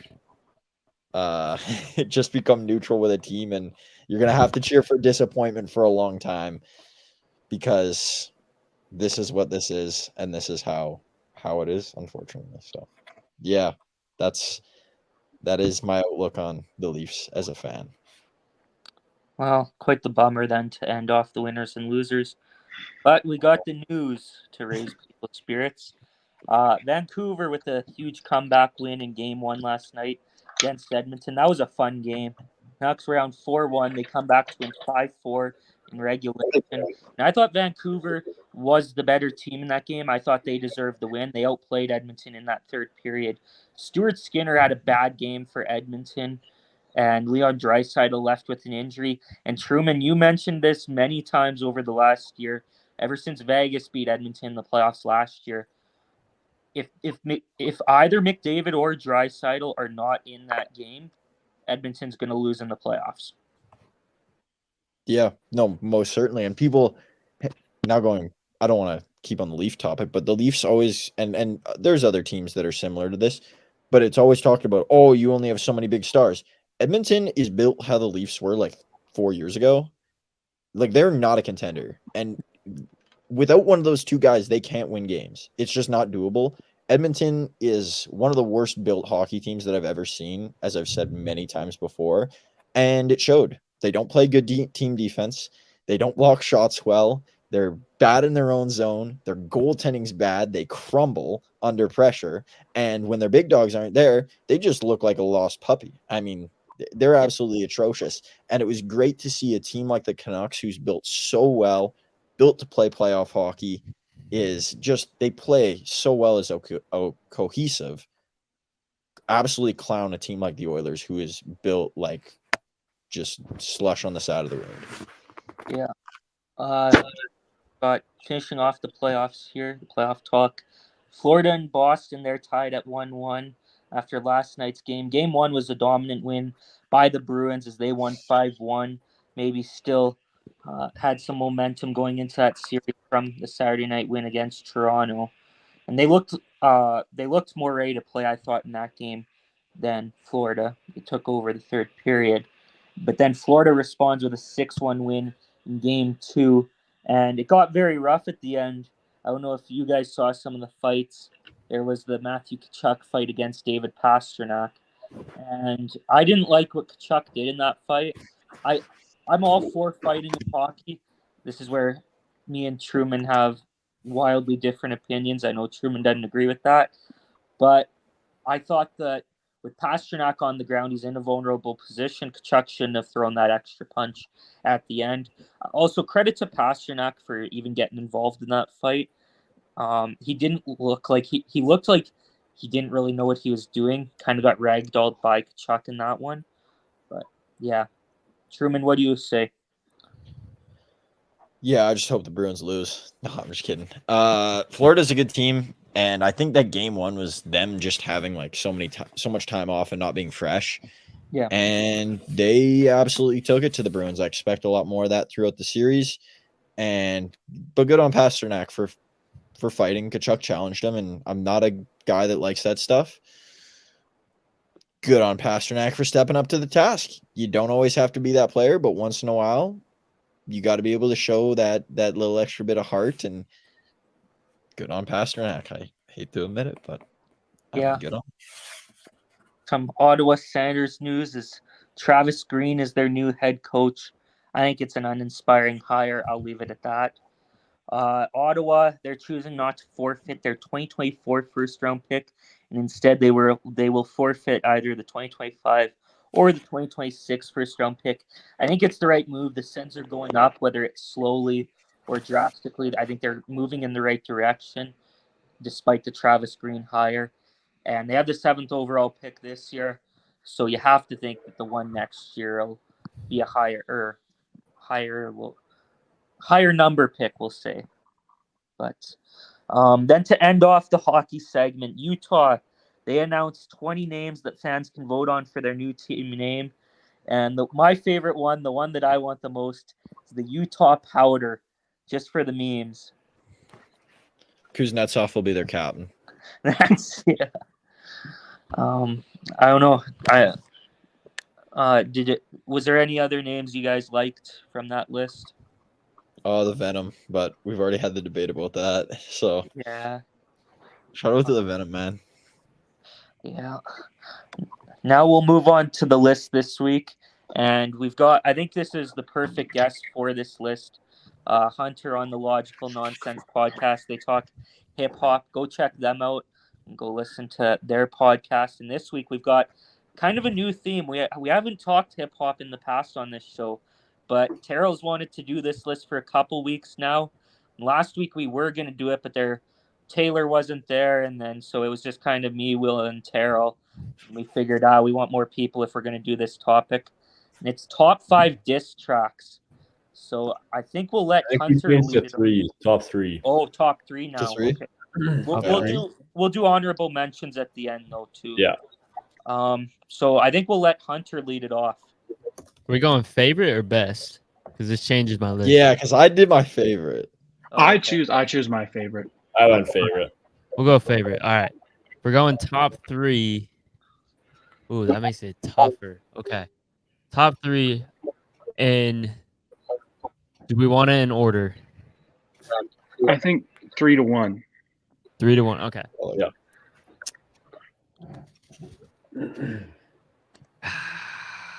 This is recency bias, but it's been slapping.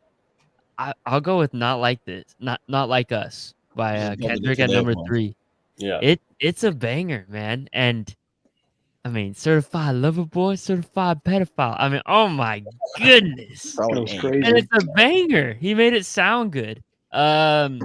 Usually I wouldn't put something this recent into a list like this, but it's hot right now. I think it'll age well. I think you'll hear it at clubs this summer. I think it's a party song, and very rarely do you hear a diss track become like a certified club song of some sort. You know, there's some back-to-back or 0 to 100 maybe, but very rarely do you hear a diss track become kind of a well-regarded song like that, more mainstream, if you will. Mm-hmm. My number 2, I'm gonna go with No Vaseline by Ice Cube. Mm-hmm. I don't know why I had a moment there.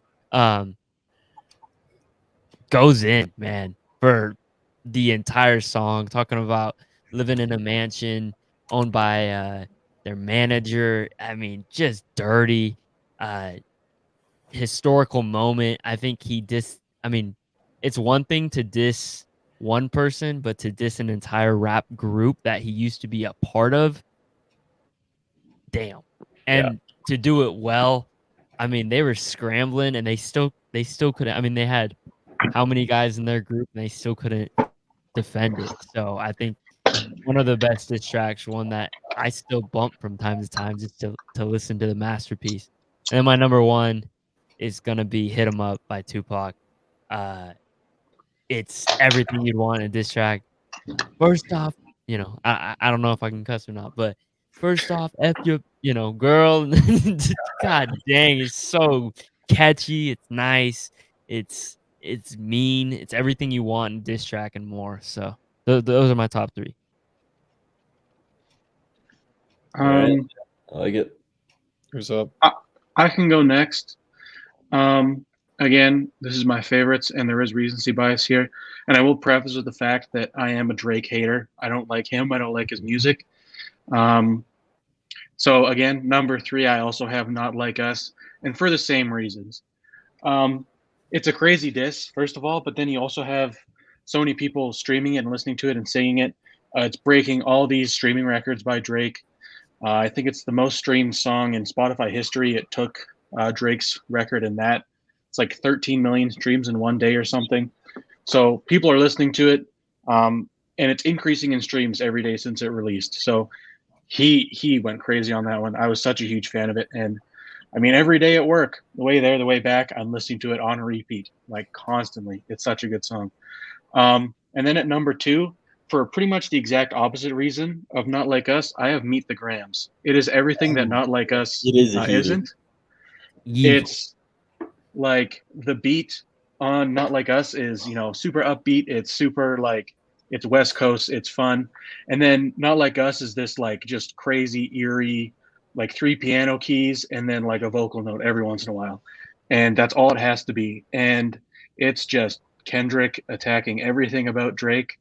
Um, you know, it's a fantastic diss. I really enjoy it, and it doesn't have the same list like replayability that Not Like Us does, or even like Family Matters or some of the other Drake tracks. But it's still a great song. I do go back and listen to it occasionally. But as a diss, I think it is by far the best one that's been released between those two. And then at number 1, again, I said this before the show, I feel bad for having 3 Drake diss tracks on here because I wanted to mix it up a bit, but I have Story of a D-Don by Pusha T. Easy. As good as Kendrick has done throughout this whole diss, and as good as some of the Drake tracks have been, the way like it changed Drake as a person, that whole diss track, like he made him raise a kid. That is absurd. And to me, that wasn't even the craziest part. Talking about his, I don't know what you call her, I guess baby mama, saying cleaned her up for the IG, but the stench is on her. That is a crazy line to say about another person. And not only that, but then Drake doesn't respond, and that is just the end of the beef. 1 song from Pusha, well, I guess 2 after Infrared, but just ends it right there. Drake doesn't respond. It is like just a really not a great look for Drake, and I think Pusha T won that pretty easily. Again, fantastic song, really great diss. I went back and listened to it so many times after it released, and like each time I'm so like, God damn, he really just revealed that kid to the world in 1 track in like 2 minutes and completely changed everything. It's such a great diss. Yeah. I can go next. I got an honorable mention, and I don't even think this counts as a diss track, but there is like a huge diss in there, so I'm putting it down. And that's Thought It Was a Drought by Future. He pretty much, like, because Scottie Pippen didn't give him an autograph as a kid, then he goes and sleeps with his wife, and then he makes a song about it 20 minutes later. I mean, who's better than that? Like, so that's my honorable mention. Not a diss track, but I mean, it's aimed at Scottie Pippen in a sense. So, I have Story of, no, what do I have? What's my order? I chose. Okay, I got Not Like Us at 3. I agree with that. I honestly, Meet the Grams is like so much darker and just has, like you said, like this undertone that's so great. And if I'm just chilling at night, like that's something I'm gonna put on. But Not Like Us is a song that you can listen to anywhere. And I mean, like I was honestly listening to it on the way back from work today too, Terrell. Like it's funny that you mentioned that. So that's number 3. Number 2 is Story of Adion. I mean, just even Pusha T's like tone on that song and his ability to like, I don't know, it just sometimes he has like this grizzled tone sometimes. It's such a great track, and completely changed Drake's life, and I would say changed like the diss track game as a whole. Like after that, like we didn't see a lot of diss songs until now, because I think people were scared of something like that happening again. And I guess it kind of has happened again if what Kendrick has said is true. But yeah, that song and the beat is fantastic. Yeah. I love what's that song by Jay-Z on 444? Is it not? Story of who? Story of OJ, yeah. Yeah. So I love that song, but I think the beat honestly fits the Pusha song better. But that's just a fantastic beat. I love it. Number 1, once again, not even sure if this can count as a diss song, but it is my number 1, and that's False Prophets by J. Cole. One of my favorite songs, like, period, of all time. It would be, it's in my top 10 for sure. And every time I listen to that song, there's like an element of betrayal. Like he's obviously talking about Kanye and how, just Kanye says he's a certain way and isn't a certain way, and despite that, like Kanye's fame has led him to be this certain person that isn't very good, and J. Cole kind of is like reflective about it instead of going in and dissing Kanye for it. He's like, okay, I kind of see how you can get there because I've been there as well, but at the same time, like, you're an absolute idiot. So I don't know. I love False Prophets, and I usually count it as a diss song, so that is my number one greatest J. Cole song of all time, in my opinion. Yeah, I can go. At 3, I'm gonna go with J. Cole, 1985, and then The Response by Corday. I can't say the name, but I don't know. He uses the same beat, and it's kind of that argument of J. Cole saying that the new era of rap isn't good and isn't gonna come out with anything, and that was like the peak era of like Lil Pump and like Smoke Perp and SoundCloud era. Yeah. And Corday kind of answers back and says, well, I mean, rap wasn't really accepted at first either, but I don't know. Corday comes out to kind of be this next generation of rap and bridge the gap. So that's my number 3. And number 2, I got How You Like Me Now by Cool Mo D. Targeted at LL Cool J.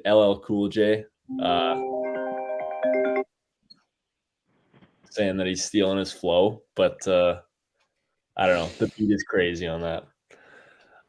Number 1, Drake, Back to Back. It's been a lot of Drake hate so far, so I gotta give some support.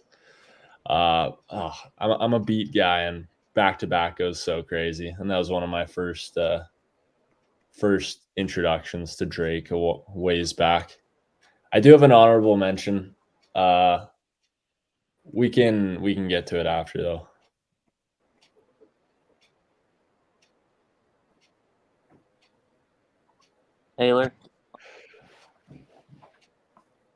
Taylor's not locked in. He's looking at that Brecky Hill IG. He's on it. So, I think Taylor's Is his mic messed up? Oh yeah. Right. He's like, he's freezing. Bro's connected to fucking Brecky Hill's Wi-Fi too. Brecky has Wi-Fi. He's using a potato. Absolute microwave. He's figuring it out. You may as well go, Clayton. I was gonna say, yeah. Yeah. Well, I'm gonna be honest. I don't know as much about hip hop, but I have 2 diss tracks I do know of. One was already mentioned, Hunter. It was the one from Ice Cube on NWA. I know that from the movie Straight Outta Compton. And then the other one that I do know is Kill Shot, Eminem on MGK. Yeah, he made that man change genres. That was I mean, you want to talk about changing lives with Drake? Eminem made man change genre.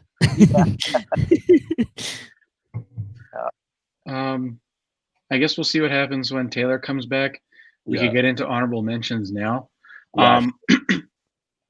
I have 3, and one of them I think could easily be either like 1, 2, or 3, but I wasn't around when it happened. It's Nas Ether. I think that's widely regarded as one of the best diss tracks like ever. It's fantastic. I really like it. But part of it for me is that I was here for the Kendrick Drake beef. I was here for Drake Pusha T. I was here for Drake Meek Mill. I was here for all that. So that has more of an impact on me. But it's a fantastic song. I think it's a great diss. So that's up there for honorable mention. And then I have 2.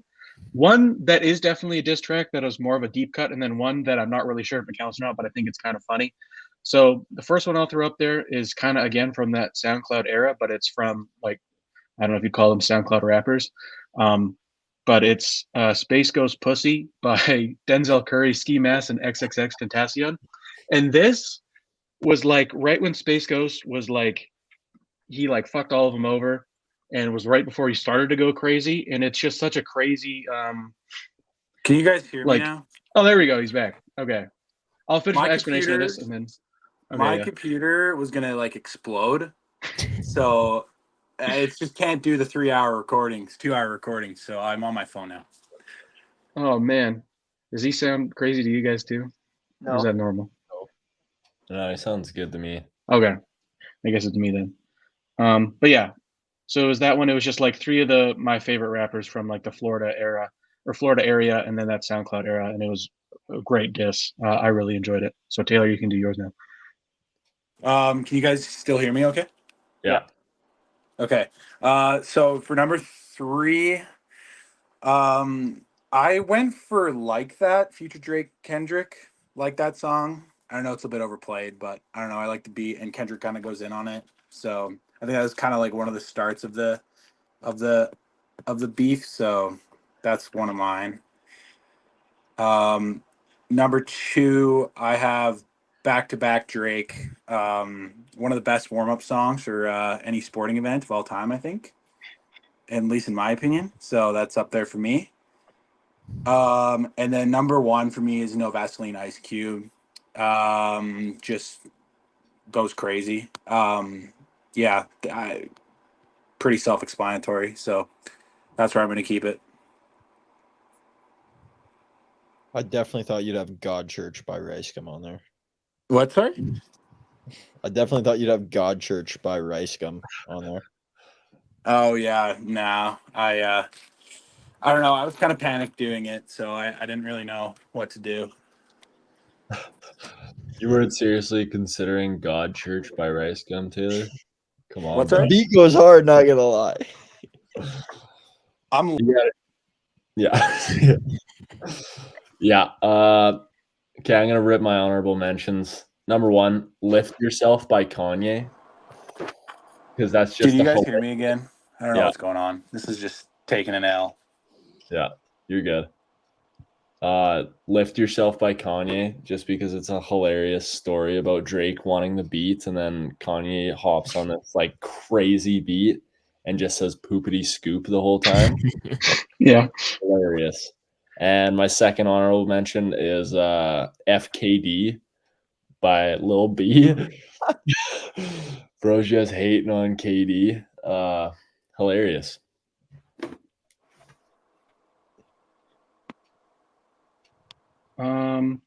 I can do my last one because I wasn't sure if it would count as a diss track, but this one's more of a joke to me. I have Chief Keef and Faneto, whatever you want to call it. We gonna blow New Jersey up. Saying you're gonna blow up a state is hilarious. And I was just thinking about that. I was like, yeah, that's a diss towards New Jersey, I guess. I can throw that on there for an honorable mention. So that was my final honorable mention. That's a good one. I guess I can count Killing in the Name of then by why Rage Against the Machine. Rage Against the Machine, kind yeah. of like an anthem against the government, is it not? Oh yeah, it's a great song. That's a fantastic song. Okay, could I count that? Like that's not a diss, but it's like I don't know. If I'm putting Chief Keef up there, then Yeah, I guess that's why it's an honorable mention. So I love Who cares? The only one that I don't think's been mentioned yet that is also very solid. This is Who Shot Ya, which is the response by Biggie Yeah. to Tupac. And honestly, like both of them had great disses, but yeah, Who Shot Ya is a classic. Yeah. Absolutely. Well, you guys got any more? Or I don't think so. okay. Have you ever made a diss track before, Will? Dude, I'm writing one right now. My buddies do one on each other every year, and they don't know that I'm in on it this year. But I'm doing it. I thought of okay. Oh, what was my bar that I thought of? Yes, dude, I'm driving home from playing basketball with my one buddy yesterday. I'm just thinking of bars on. To be revealed. Well, it's not. You can't drop it ahead of time. You got to keep it secret. We'll be dropping a Drysidle Let's Go diss track as the Armchair Athletes. 100%. Absolutely. Dude, I was thinking of making like a compilation of of all his comments if the Oilers lose. It's kind of a this you drop it on the IG. That would be some good stuff. Don't have anything else. I don't think so. I think we're good. Yeah. Well, thanks to our two guests and first time guest for the Logical Nonsense podcast, Hunter. Let us know where we go. Anyway, you, Clayton. What? We cannot hear you. No? No, it was like glitching out every second syllable. Sorry, it was funny. Okay. Yeah. On all seriousness, though, yeah. Thanks for hopping on, Hunter. Absolutely. Yeah, it was great chatting with you. Good to collab. Anybody watching or listening, check out Logical Nonsense for sure. Lots of good stuff going on over there. Yes, sir. Absolutely. Check these guys out too, for sure. Appreciate you guys. Yeah, for sure. Okay. Thanks for tuning in once again. We'll be back next. I don't know if it'll be online. I was gonna say, yeah. Thanks everybody for listening. We'll probably be back next week. I guess we'll figure it out online or in person. We'll see. But yeah, thank you guys for tuning in, and hopefully we'll see you again next week. Thanks. Thank you. Oh, he's just out of there.